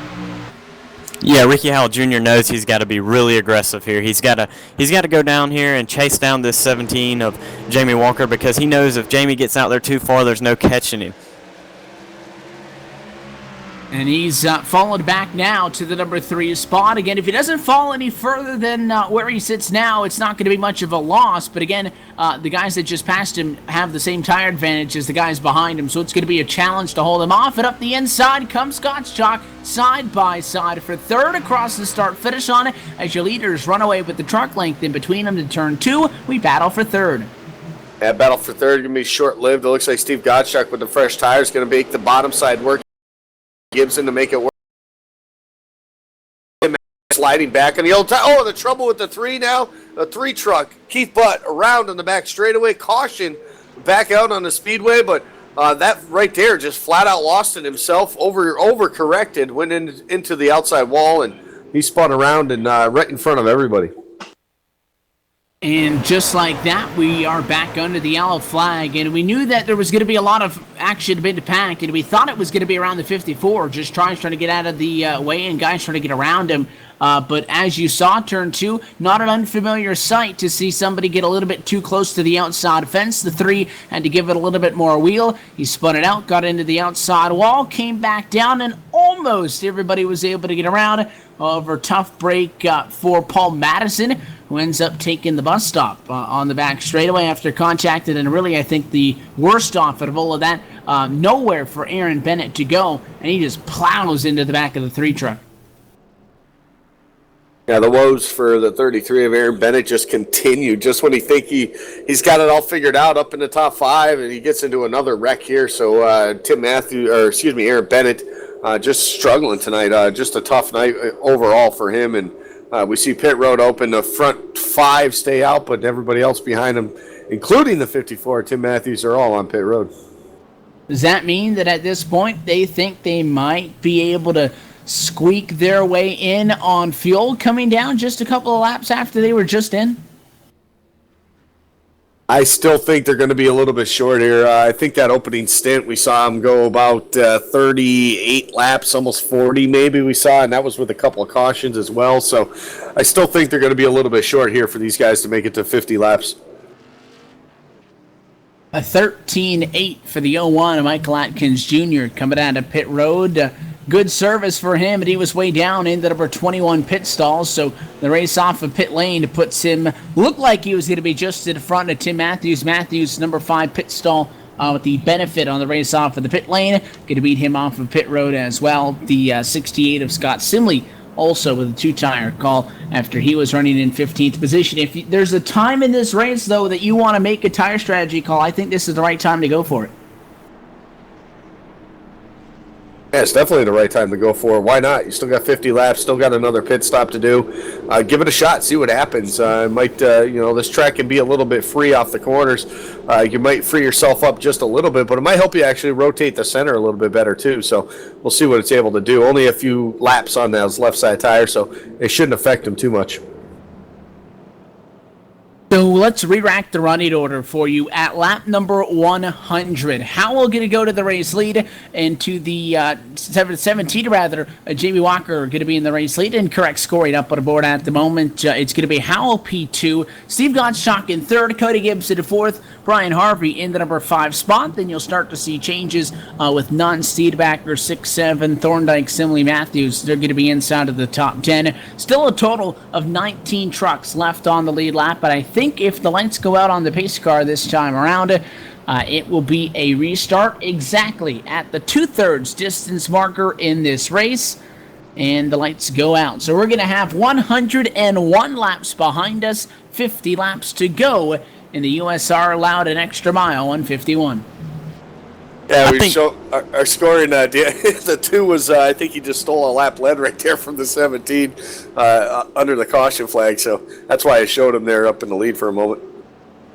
I think Tim Matthews is going to be in a good situation here. He just came in and took tires, so he can take advantage of that with these guys that pitted before him on the last caution. And if he can get up here and get some good track position and put himself in a situation of in the top 3, he's going to come out of this deal real good. We're going to find out to see what happens on another restart. The 17 back where he feels he belongs. He's going to be in control of it all as we come off of the final turn and do it all over again. Pace car down and in. 50 laps to go. Howell tries to guess it. Can't do it. Walker, he'll set sail to turn number 1, re-green. That's actually going to slow him up just a little bit. Put a side-by-side battle for the 3rd, 4th position. It's just 91 of Steve Gottschalk's been very good here tonight, especially on these restarts too. Able to use the bottom side to get advantages. Right now, it's not going to happen though. On the outside, the 7 of Cody Gibson going to be able to battle back for the time being and try to get that position as they go through 3 once again. But Steve Gottschalk not giving up. He's not going to roll over without a fight. The 91, the Nerfinator machine, has been in this position for most of the night. In fact, he started P6, battled to get to P5 for a little bit, got there, battled to get to P4 for a little bit, finally got there. He's been slowly chipping away. He wants the view from the podium. Not going to be able to make the move this time, though. Gibson by a truck lane. On board the 91 now as you look out ahead of him, trying to chase down the 7. Got some great action behind a little bit. The 59, actually, Thorndike getting in the back of the 75. Stenbaker's involved right there. 3 wide action behind these guys off turn number 4. It'll sort itself out to 2 wide now with Stenbaker side by side. That is the battle with the 59 with the 59 of James Thorndike. They make a little bit of contact in turn one. A lazy spin by the 51. He's going to come down. Caution out. Matthews involved in that one. Another one, so close but so far. Contact into the corner, and I think we saw this happen almost identically a couple of laps ago. Two guys going for that preferred lane, the one lane just below on the asphalt surface of the racetrack, and just a little bit of contact. The 59 really had no opportunity to gain traction, came back down, and they junk it with nowhere to go. I think we got a little LSRTV jinx going on here tonight. I will take no responsibility in that one. I'll leave that one on you guys. Not us this time, Evan.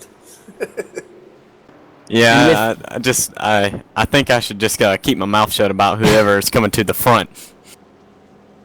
I'll tell you what, mid-pack has not been a fun place for many people to be. That's, again, we talked about the caution flags continuing, but there's just so many times where, and Andy, you mentioned Bristol earlier as a track where you probably couldn't get any further away from how this track looks when you talk about banking-wise, but it almost acts the same way. When there's problems, there's just nowhere for these guys to go. Yeah, Bristol, Dover, even on the straightaways, both those racetracks, even Martinsville. I mean, when you got a wall on either side, even the front stretch comes into mind at Phoenix as well, too. You get any type of accident on those corners and on those straightaways, there's absolutely nowhere to go, and you're carrying so much speed, and especially coming off the corner, you can't really see what's going on in the front straightaway until you're there. So it makes it tough for those guys to get wound down once they do see the problems happening in front of them. So it is what it is. It's a product of the racing at these racetracks that we come to like this. And unfortunately, when there is an accident, it's more involved than just the one or two guys that initiate it. More drivers down pit road. Thorndike, one of them, involved in the accident. To Matthews also it as well. A little bit of a gamble by him on the tire strategy to stay out.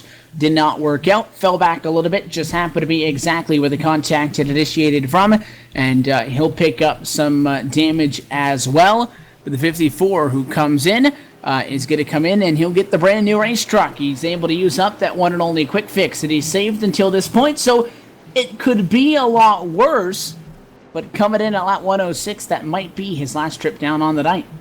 Telling you what, I think everybody in the field right now wants Daniel Eberhardt to start talking about the 17, maybe, and how dominant he's been so far tonight, and maybe give these other guys an opportunity to get by him here in the late going of the race. But, with all these restarts, all this is doing for Jamie Walker is having to deal with these guys like Ricky Howell Jr., like Cody Gibson and Steve Godchuk all night. And eventually, as you're one of these guys, you hope that 17 just having to do it over and over and over again. You would think, hey, maybe this guy could slip up, make a mistake getting into turn number 1 or 3 and on that first lap under green, and might give them the opportunity to get that track position they want and get out in front with the clean air. This could be a race where you lead laps. That is, for Jamie Walker, I think despite the fact that we've seen people be on him and apply pressure, I don't think it would be an extremely controversial statement to say that Jamie Walker is the fastest truck here tonight and he deserves to win this race. But with all the yellows, again, so much uncertainty, especially because we have that little bit of a doubt and a little bit of a question on where we really sit in the fuel game tonight. This could easily be a race where one almost falls into your lap. You just have to stay out there on the racetrack, be competitive, and who knows what can happen. Yeah, I think Jamie Walker and the Budweiser machine there, I think he's just ready for the virtual Red Lobster sitting in his hands after this race today. It's a long, grueling race, and he's been putting on a great show for everybody. He wants to be able to get down to the virtual Gatorade victory lane. Still has a little bit of time until we get to that point, though, because Budweiser Chevrolet back on the inside. The Toyota TRD, the Tundra topside for Ricky Howell Jr., wants to try to crack the code. He's had plenty of opportunities to try it tonight. So has Cody Gibson, 1, 2, and 3 as they sit right now. Well, not only 1, 2, and 3 in the practice order in the same order, but they also qualified 1, 2, and 3 just as such. Walker, Howell, Gibson, they've seen a lot of each other, Andy. Coming to the restart, they've yet to figure it out. Yeah, real close there off of turn number 2 and 7. Almost getting into Ricky Howell. Ricky Howell actually loose off the corner. They're going to split them 4 wide now into turn number 3, and they'll settle it out for the time being. Still 3 wide, though. Ricky Howell Jr. now the slip-up puts Cody Gibson up in the second, Steve Gottschalk the third. How about Ryan Stenbacker's now in the 4th spot as they still continue to battle behind these guys? Ricky Howell trying to get these spots back. I thought that Tua Howell was going to do the Newman line to turn 1 up against the inside wall, but he thinks better of it. Thought about a crossover in that 3-way battle for the number 5 position in turn 2. Harvey, Howell, and Butt at the line, and now Keith Butt on the outside trying to get 2 spots at one time around. Topside going to get it done for him. Wow, they're going to go 3 wide again. Look at Ricky Howell Jr. forcing his way to the inside of Harvey. He's got Scott Simley to the outside. Simley maybe brushed the wall that time off of turn number 4. Ricky Howell Jr. will clear that truck, though, as they head back into turn number 1. And at 2, trying to get everything he possibly can to make up all those positions he lost with that one mistake off of turn number 2. And he's giving it everything he has right now as they race down the back straightaway. Back up the racetrack. Look out. Back up the racetrack. Caution is out, and what a piece of driving by Ricky Howell Jr. to make it around that. We barely saw it coming, and somehow they're going to get out of the way. That was Steenbackers in the number 4 spot. Sideways at a 2. He comes up the hill, and oh my goodness, how at the 67 to Brian Harvey and Ricky Howell Jr. not involved in that one. I don't think we're ever going to find out, but they somehow hold the outside, swing to the bottom of the racetrack, and instead of having big junk, it's a 1-truck measly spin at a turn number 2, but you can't cut it any closer than that. Now, when I talked about how this is a race that it could fall into your lap, it's because that could happen. You got no idea what's going to go on, and they were just fortunate enough to be able to get by. That was absolutely crazy right there. That just came out of nowhere up the racetrack, and I'll tell you, a good heads-up job by those drivers. Pit road open, not so much front runners. Ricky Howell Jr. will be the first one down pit road to lead them down. He'll do that from the 6th spot. And Gillenwater, Tim Matthews, a 12, and Greg Mall back up in the mix as well. Finally getting his laps back. They'll stay out on the racetrack. So we pace at lap number 112. Let's step back for just a moment to take a word from some of our partners. Come back for the restart. Jamie Walker, he's just trying to survive and get through the end of this one. He's at the best truck all night long. Do these continued caution flags give anybody else an opportunity to do something about it? You watch it, LSRTV's coverage of the USR Truck Series on iRacing Live.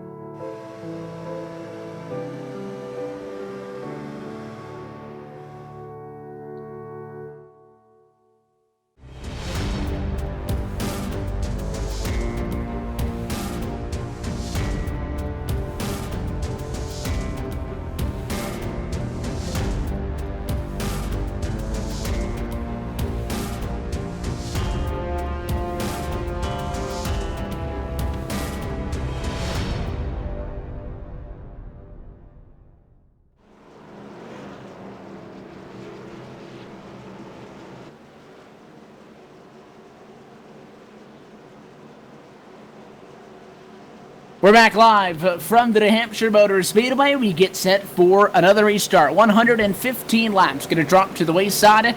36 to go this time around. It's been Jamie Walker's night all night long. He's looking to close the deal. He'll lead at a turn 4. Pace car off, ready to get going. Jamie Walker, good restart. How about the 7? That's probably the best one he's had so far tonight. Able to only be about half a truck length now off of him. As they head back into turn number 1. Side by side for third, though, Gottschalk. He's been doing it all night on the inside lane, but Keith Butt's been very strong as well on the outside. He'll have the advantage now off of turn number 2. He'll clear him. Top 4 now, single file into 3. They're able to break away, and really the key for Cody Gibson, you can't let Jamie Walker get away. Hard drive to the inside and behind for the 67. Harvey up the bottom of Gillenwater. He'll lead at the lawn, but not giving up the top lane. The 40 might just be in the best spot as they go down to turn number 1. Too wide, a couple of rows deep mid-pack. Yeah, definitely a great job. Ricky Howell Jr., you can see how fast that truck is. He's closing on the back bumper of all these guys through the middle of the corners, and just right now, just boxed in. He's got the 54. Tim Matthews to his inside. Almost thought about forcing it in there. He's got Greg Mall just in front of him. Mall trying to get around the 67 now of Harvey. Harvey doing a pretty good job using that bottom side, just not able to hang on too much, maybe for a lap or two, but then he loses his positions. You can see it right now, still battling side by side with Greg Mall. That is for 6th. They continue to go at it. Greg Mall has had an eventful night. I'll tell you what, in the Miller Genuine Draft entry, he's been up and down through the field, through the ringer, and back up in the truck. Looks pretty good, worse for wear when you talk about what he's been through, and he does have the preferred lane. Struggling to get clear of Brian Harvey at the moment, and he's got a little bit of encouragement from behind. Howell says, let's go. He'll loosen him up in the center of 3 and 4. That allows Harvey to clear him, though, off of turn number 4. He'll actually pull inside now with Gillenwater, who struggled off of turn number 4 as well. And they'll make contact at turn number 1. Here comes Ricky out 3 wide. Force it in the middle there. He's going to prevail 2 spots. Looking for more off turn 2. So the reason that nobody's taking it easy, Daniel, is because if you're the 2 of Ricky Howell Jr. and you're aggressive enough, you get 4 spots in 1 turn. Yeah, Ricky Howell Jr., he's trying to get somewhere. I don't know where he's trying to get, but he's trying to get up to the 7. He's trying to get up to the 17 of Jamie Walker. I think he believes he's got a truck that can do it, but I think Jamie Walker is in second position. And now problems behind. Caution going to drop lap 1, number 20, and it looks like, as we get a number on that one, Michael Atkins Jr. in the paint shop Chevrolet. He's got issues down on the inside of the racetrack, and I think that was kind of a product of all of that we were watching. It was a little bit behind it, but I think he just really misjudged going into the corner, barely got into the 68 and just lost it. Yeah, just lost it just a little bit. Greg Mall able to get through that one there. That's been one of the times we've been able to say he's been able to avoid it. He's been involved in a couple accidents here over the course of the night, but that'll bring out another caution here. Lap 121, we're getting closer and closer to the end of this one. 30 laps to go. This is probably in that fuel window for these guys to make it on one more stop. So we'll see this time if the leaders do head down for that, maybe that final stop of the night. Yeah, at this point, the conversation earlier was don't come in now, there's no point because you're not going to be able to make it. We know that if you pit now, there's no question you're going to be good on fuel because we've seen people obviously go more than 30 laps on fuel earlier in this race. We got to lap 35 before we saw the first caution. Got another green flag stretch, and we've kind of been stunted from that point. But the drivers inside of the top 6 going to stay out. Top 5 stay out. Harvey in from 6th. You got Simley in, Mullen and company from a little bit further back. So that could be one of 2 things. That could be either A, those guys are coming in because they want some fresher tires to do battle with, or B, they're not necessarily entirely, convinced that they're good on fuel and they want to come in and top off. Could be one or the other.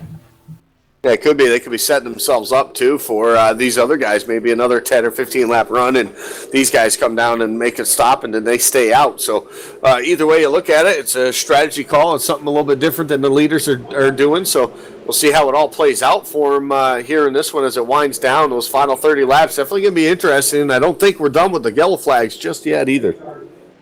Yeah, we about 30 laps to go from now to the point where you want to tell everybody to back it down a little bit, just take it a little bit easier and get some green flag laps in. But again, I think really what we're seeing now is the contact stemming from the 2 and the 3 wide contact guys going at it. Some of the incidents we saw earlier, guys just getting loose on their own, self-spins, people catching the wall, bouncing off the fence, coming back down. I think these are more the race-it incidents that we would have expected to see. And there's still incidents where if you took it easy, you wouldn't have happen, but we are in the final 30 laps. That's not going to happen. No, and I'm looking look at Harvey, top 10 still, even though he came down to make a pit stop. So I think he's in a good position here for this final stint to the end, too, as well, Daniel, because, another 5 or 10 laps here under green and we get another caution, you might see these leaders like Walker and them come down for tires to make it to the end. So we know how important the tires are. That's what's going to give an opportunity for guys like Brian Harvey, Michael Atkins to stay out on that opportunity and maybe steal a win. Yeah, I'm kind of scratching my head why Jamie Walker, Cody Gibson, and Keith Butt and the rest of the top 5 right there didn't come down pit road. Even Ricky Howell Jr. to come down. You know how fast he is on 4 fresh tires and how good he's making up through the field. But I'm kind of just scratching my head of why they didn't pit. But I guess that's why they're driving tonight and I'm not. Lights off on the pace car. Going to find out who wants it more, maybe. And to be fair, Jamie Walker has been in front of most of the action tonight. Does somebody get a little bit physical at the 17? Do we see a little bit of a bump and run? It is a little bit over a mile in length. They're at 1.058 miles, but very much a short track. Very much a track that we've seen tonight many a time. Move somebody up, rough them up a little bit. That might be the only option for Cody Gibson and Keith Butt. And Walker knows that, so he's planning to get out of there as soon as he can. Yeah, you got to catch him first, though. That's you want to make contact with him. You got to be able to catch turn him. 2 until he's too far away. Yeah, exactly. So he's just been that good on the restarts here tonight that he's been able to get away, and these guys haven't even had the opportunity to rough him up, and then, of course, they haven't been able to run him down either. So the only truck we've seen that even had a remote possibility to do that was Ricky Howell Jr., but that was some 50 laps ago. We got much less than that left to go. Just inside of the final 30 laps from Loudon, New Hampshire. Green flag back in the air. Decent jump by Cody Gibson. The 7, he's only a half a track length off to turn number 1. And that gap going to quickly grow as they battle for second to the inside. Here comes Keith Butt. Yeah, Keith Butt going to try to steal the second place position away. Not going to happen, though. He's going to have to fall back in line now. Side by side, they go further back outside the top 5. How about the 12 now of Greg Mull to the inside? Here comes Ricky Howell, also just in front of them. Some action a little further back there to 67. Harvey involved, but everybody able to keep it straight. And off of turn number 4 we go, single file. One of those cases where they got sideways, and this time they were all able to hang on, and in fact, it almost spreads out the field a little bit outside the top 10, inside a different story. They are all over each other for 5th, 6th, 7th, 8th on back. Battle maybe with Keith Butt and Gottschalk at abound after the attempted pass for P2 came up unsuccessful. Donnie won. He gets to the back bumper, and he'll get a shot from Ricky Howell Jr., but it gives him a huge run up the inside out of turn 4. Big run in 3 wide. No, he'll hit him in the back end. It looked like Howell tried to swing to the bottom. He gets it to Gottschalk again, and the 2 might not have a front bumper left after this race out of the use he's getting out of it. Oh, absolutely. Wow. Guys, he'll do anything at Daniel. He's ready to stick it right in there and just make some noise and get him run. We know he's got a fast truck. We'll see what he can do now that he's open. Yeah, I like what he's doing. He's being really aggressive. I really like aggressive drivers, but the only bad thing about it is that at the point of the race, if we have another yellow, he's not going to have any friends out there to let him in line or anything, and they're going to start 1. He might Greg Mull now, and they'll drag race it down to turn 1. 54 wants to pick and choose which lane he go with. He'll elect the inside. Look at the 79. Try to make it 3 wide. Up the bottom comes Ryan Steenpackers, and he... Ricky Howell Jr. not done yet. He's looking... behind... the leader staying out, including Harvey, who had stayed out just a little bit, but Tim Matthews coming back to get more service done, more fresh tires for that truck. fresher tires than the 17 and on this restart. The green flag, so got his work cut out for him. Still got to get around that 17, but I want to keep an eye on a couple of these guys back a little bit further. 6th place for the 54, Tim Matthews. He's got 4 fresh tires. Steve Gottschalk as well. We've seen speed out of him up in the top 3 for a lot of the... And 4 and yellow back out. Keith Bott over the radio. He throwing it off to turn 1. I noticed Jamie Walker really took it easy into the corner on that last restart, which allowed him to get a big run and pull a lot of time coming out of turn 2 down the back straightaway. But if somebody's hunting for that Chevy emblem in the center of his back bumper, he better get off to turn 1 as soon as he can. Could it be for the last time tonight? The pace car down and away. 16 laps to go for New Hampshire. Good restart by the 7, the 12, the 2, all of them. Top 4, great restarts by all those guys. Look at Ricky Howell Jr. now looking to the inside of Cody Gibson. Both of these guys side by side are going to put some pressure now on Jamie Walker as they exit turn number 2. They'll race it out, though, side by side for that second spot. Cody Gibson, though, will hold on to it for the time being. Here comes the fresh tires, though. The 54, Tim Matthews now fighting on the outside of Harvey. That is the battle for 5th right now. They're starting to close the gap up front. And that side-by-side fight was almost what took them out of the competition here and took away hopes of catching up to the 17. But a 7 to Cody Gibson got the move done in time. I just don't think he has enough speed. The 17 with a mistake, though. He'll overshoot turns 1 and 2, and a 7 is right now knocking on the door down the back. Knocking on the door. How about the 54 coming into the picture as well, up to the 4th spot now with those 4 fresh tires.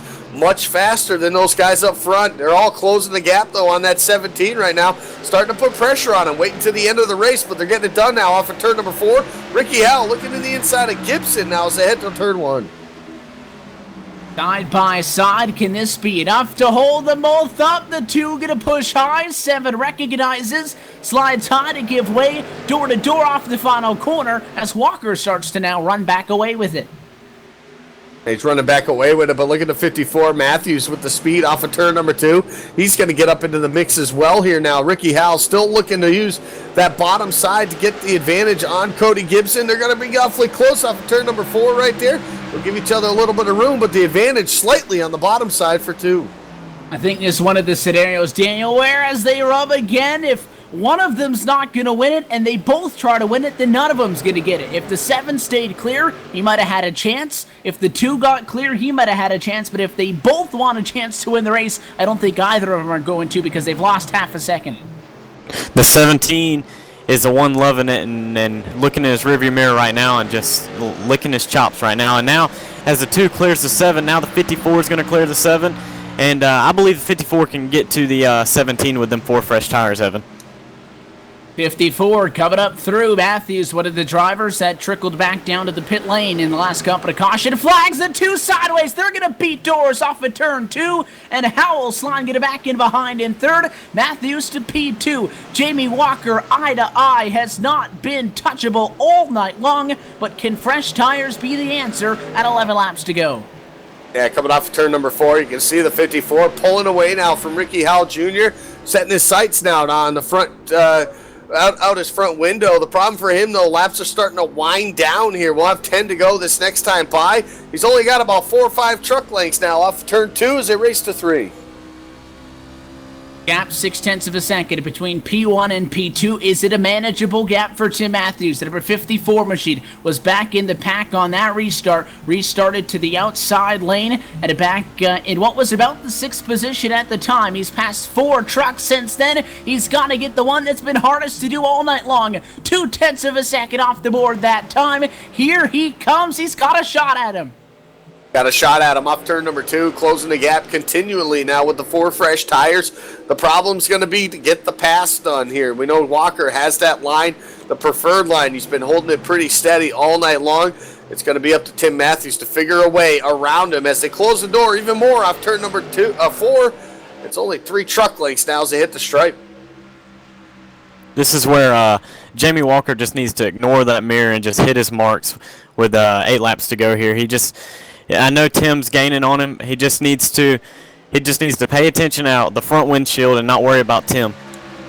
And what he can have happen is a caution flag because you might not get another shot at him. They're inside of the final 10 laps. You've waited a long time to get to the final 10 laps in this one, and it's about to be a show. Matthews has been picking him off every single time by the gap just 1 truck length at lap 144.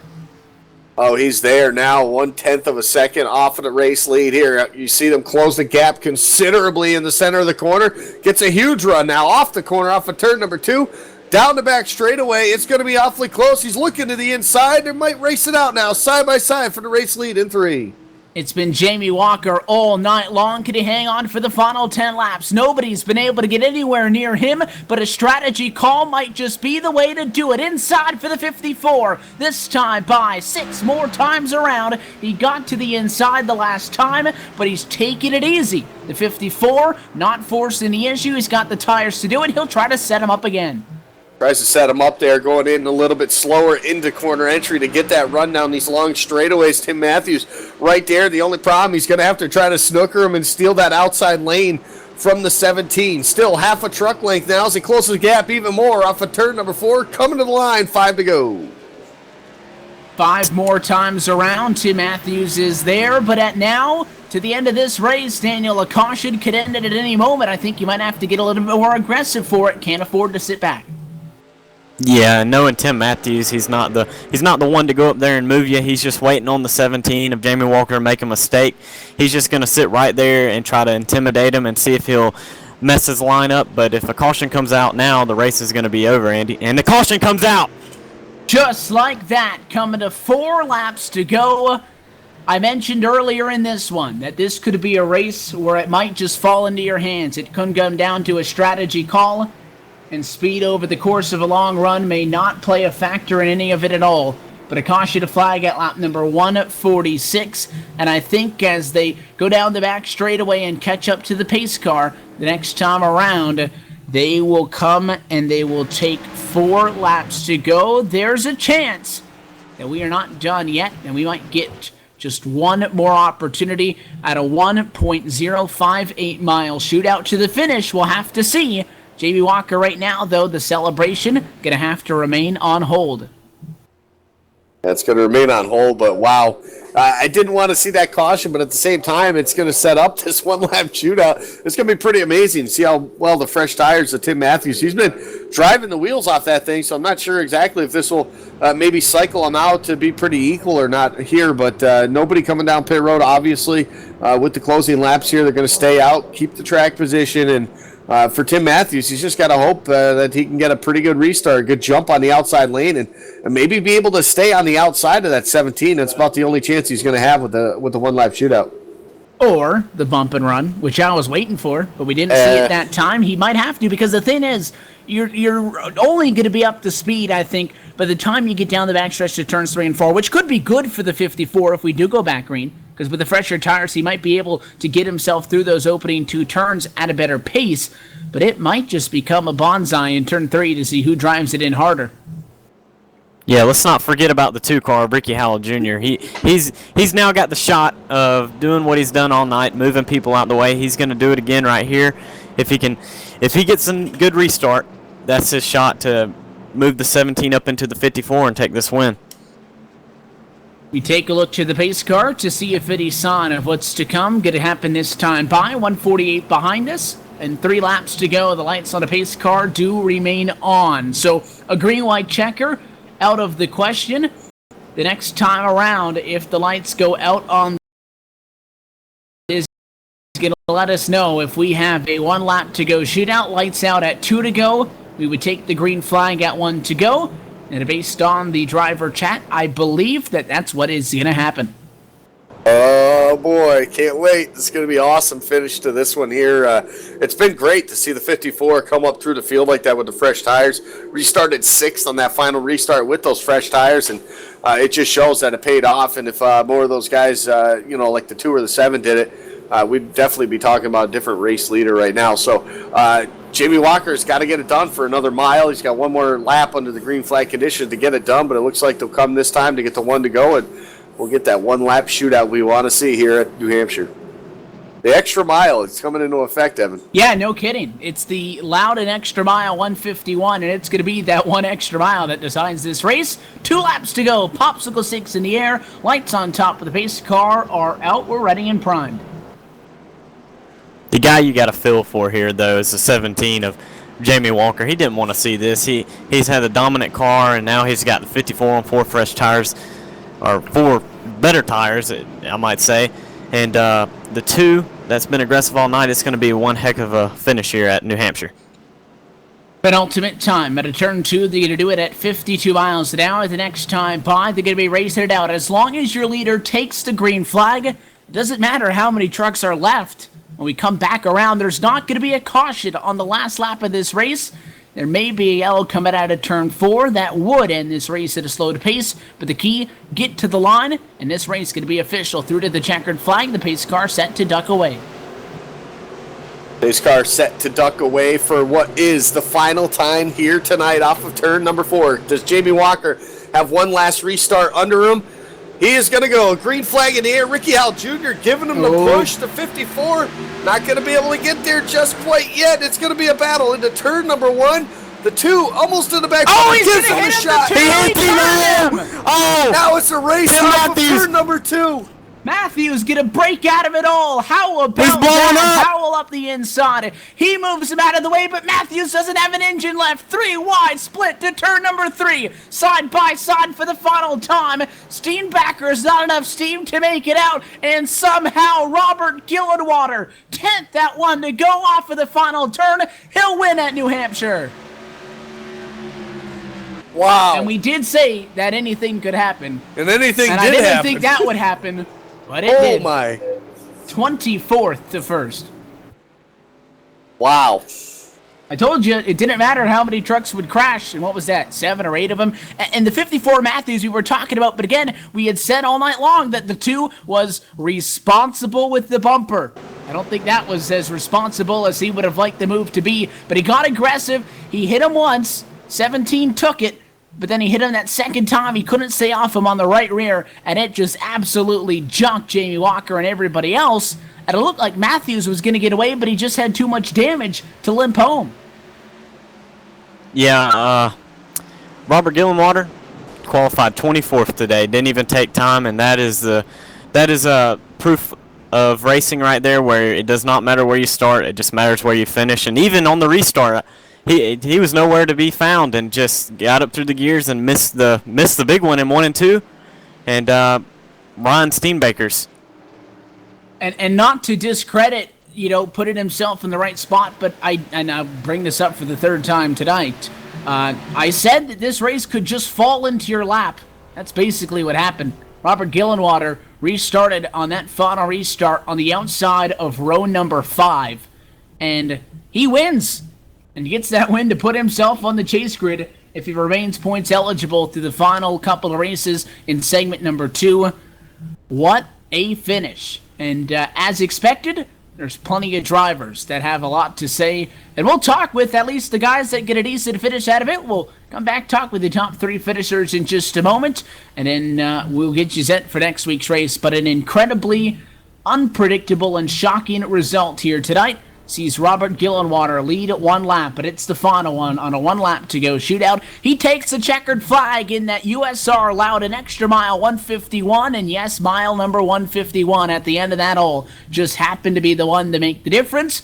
We'll step away one final time and be back from Loudon, New Hampshire in just a moment, right back here on LSRTV, the voice of sim racing.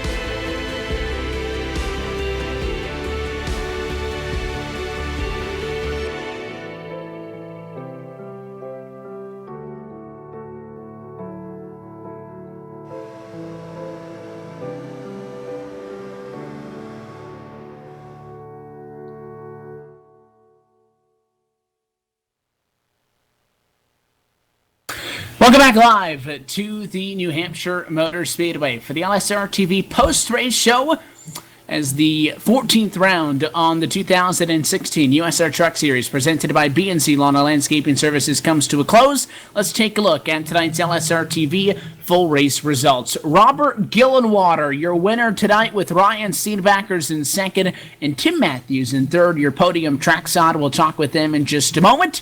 James Nunn and Keith Butt with a P4 and 5 come home as well in a solid finishing position at the end of that all. Stephen Herring going to come home just behind Greg Mull, who gets 6th, Herring 7th. Paul Madison with a P8 result, Mark Wilson in 9th, and Brian Cutts in 10th.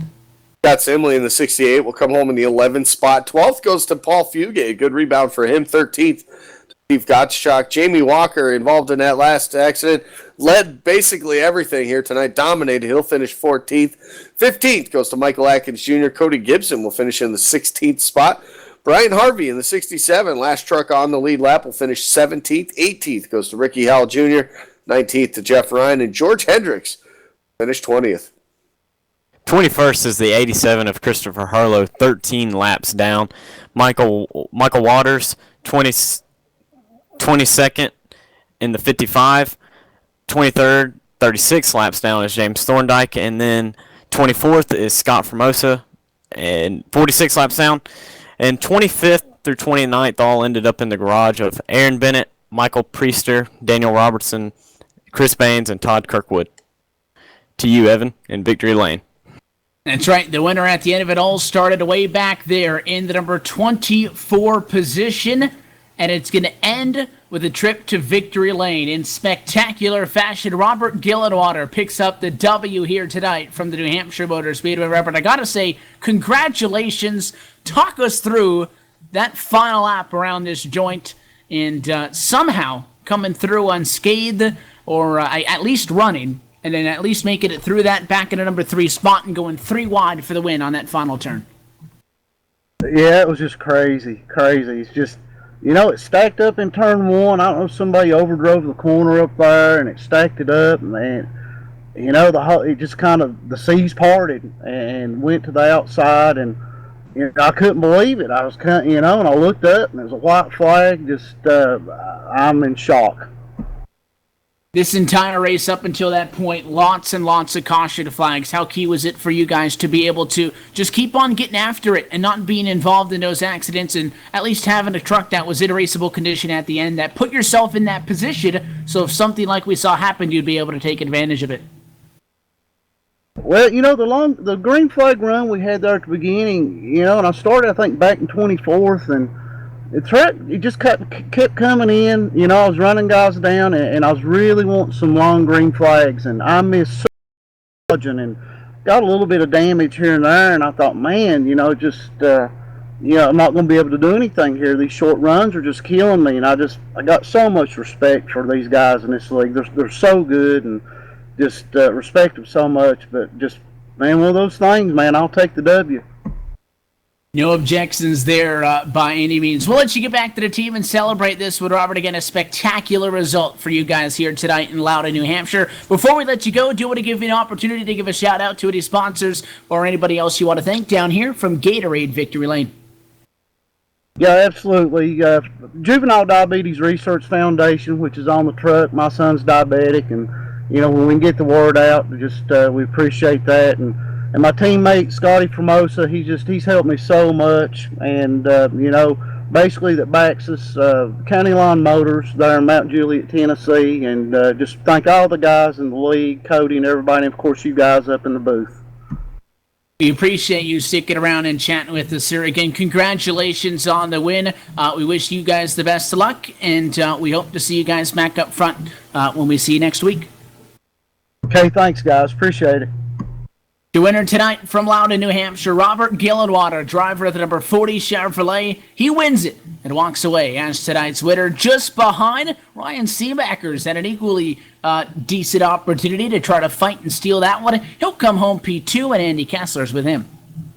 Yeah, I'm down here on pit road with the driver, the number 79. It's Ryan Steenbackers, and what a fantastic run for you, Ryan. You had a great truck. It seemed up in the front, top 5, pretty much most of the night. You fell back a couple times, but you were able to drive your way back up to the front, whether it be in pit stop cycles or just flat out speed in that truck. But talk us through that last lap there inside the top 10. Just wondering basically how many spots you could get, but it just seemed like Robert just talked about a moment ago. The seas kind of parted open, and you found yourself in a good position chasing down that 54 with a blown engine. Yes, the cars kind of all stacked up in front of me, and I literally just hammered down and kind of wiggled my way through it, and I felt like a ping pong ball bouncing through everyone. I don't think I was the fastest car by any means tonight, but I did have some good help, so it felt like it kind of came through for me. Well, that it did. You qualified 16th. Like I said, you were running pretty close to the inside the top 10 and the top 5 at some points of this night here tonight. But talk about this one, being able to get one of these, get a podium finish, and how tough it is to get the job done like this in this series. It feels really good, and it is extremely tough to get up here. The competition is really, really tough, and it seems like the only way to kind of be up here today is because the better drivers did kind of have incidents near the end. So I'll take it where I can get it, kind of being up here tonight. Well, that you did. You're able to come out of here, New Hampshire, one of the toughest tracks probably on the circuit too, to get basically in the racing groove. Talk about all the cautions happened. Did that make it tough to try to get into the groove, to get into the rhythm that you need to be fast at this racetrack? Yeah, it did, because I found I struggled with in traffic when I was kind of out on my own. I thought I was very quick. The cautions definitely made it difficult for strategy, and sometimes I was a part of them. I caused too, so sometimes they hurt me and put me more towards the back. Well, ultimately, you're able to get the job done, come home with a second-place finish here, battle it out on the last lap for the race win as well, Ryan, but give you an opportunity now. Sponsors, shout-outs, anybody you want to thank for getting you here tonight? I'd definitely like to thank my spotter, Daniel Robertson. He wrecked out early and then spotted me for the rest of the race, so kind of guided me through those last 75 laps. I'd like to thank Tim Matthews, Steve Gottschalk, and Herlo for helping me kind of get the car in the groove early on. Well, there you go. Second place finish here at New Hampshire, and congratulations again on that. We'll see you next week. Thank you.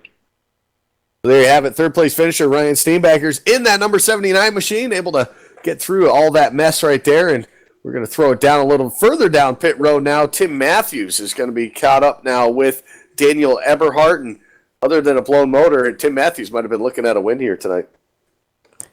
Yeah, I'm down here with Tim Matthews. You can just tell that he's disappointed, and he comes down and takes 4 tires and looks like he's going to be the man with the plan.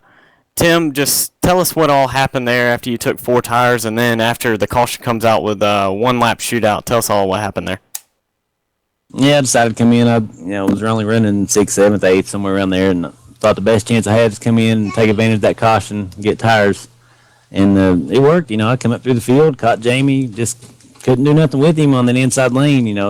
Outside always gets that run, so couldn't really do it unless I got up into him, and I don't race like that, so it is what it is. That last restart, I don't know what happened there. I have to watch the broadcast. It just people being aggressive, I guess. Yeah, and then, we all had the thought of you moving Jamie Walker if it would have stayed green.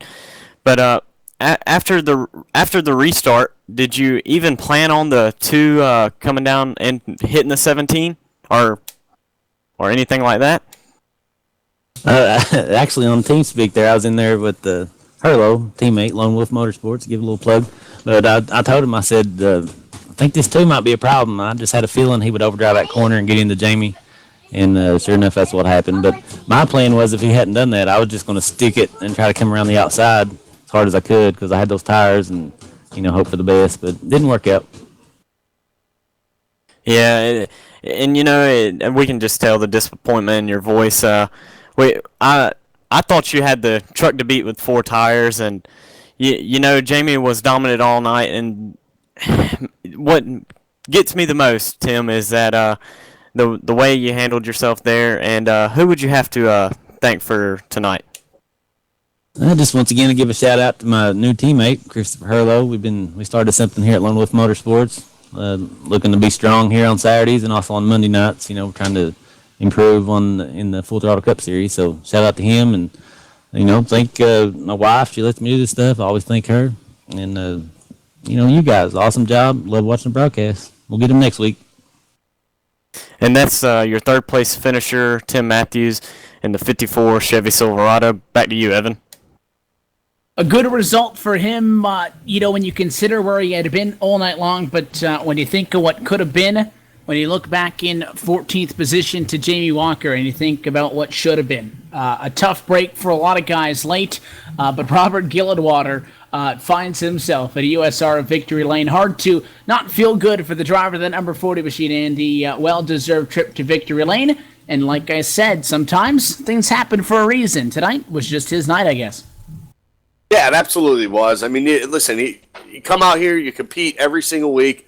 Robert's had some good races all season long. Just hasn't gotten those opportunities, I guess, to get the wins, to get the solid top 3 finishes, and but he's been very good. We've seen spots of a lot of speed with him over some of the mile-and-a-half tracks as well too during the course of the season. So all this is going to do is bring a lot of confidence, I think, to that driver of the 40, and Gillenwater, this might propel him, put him up into a whole different level here, and allow for the momentum, some confidence to build, and we'll see what he can do at some of these other racetracks here coming up in the near future. So, listen, like you said, everything happens for a reason. He was in the right spot at the right time there, and like you said, top 10 is where he was on the restart, so he had been doing really good from starting in the 24 spot, and ultimately he gets the win, and well-deserved, and did a great job getting through all the chaos there in turn 1 and 2. And the best part of it all is we get to do it all over again next Saturday night for LSRTV night on iRacing Live. And we hope you join us as we roll on to the 15th round on this 2016 championship as we look ahead to the Brickyard and the USR Brickyard 200 from the Indianapolis Motor Speedway. Before we wrap this one up, Daniel, I want to thank you for hopping up and joining us tonight. Hope you had a good time. Yeah, thank you guys for having me. It was real fun. It was a different point of view for me tonight.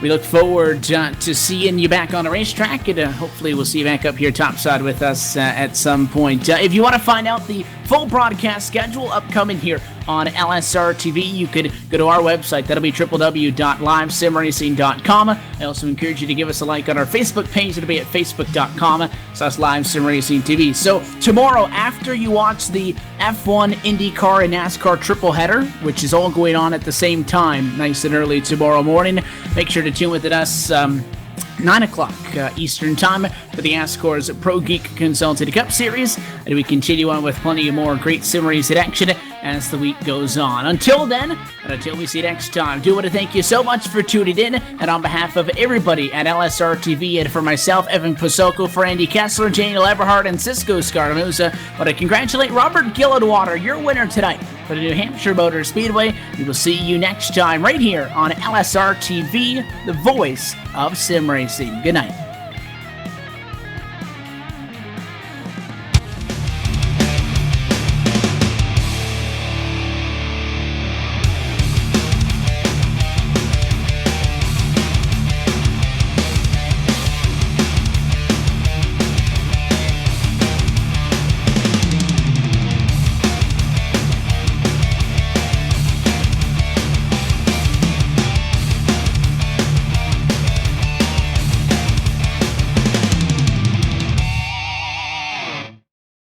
This copyrighted broadcast is presented under the authority of LSRTV LLC and iRacing.com Motorsports Simulations and may not be reproduced, retransmitted, or used in any form, nor the accounts and descriptions of this event disseminated in any way without the express written permission of Live Sim Racing TV. LSRTV would like to thank its loyal fans for their continued support, and we hope you enjoyed tonight's broadcast.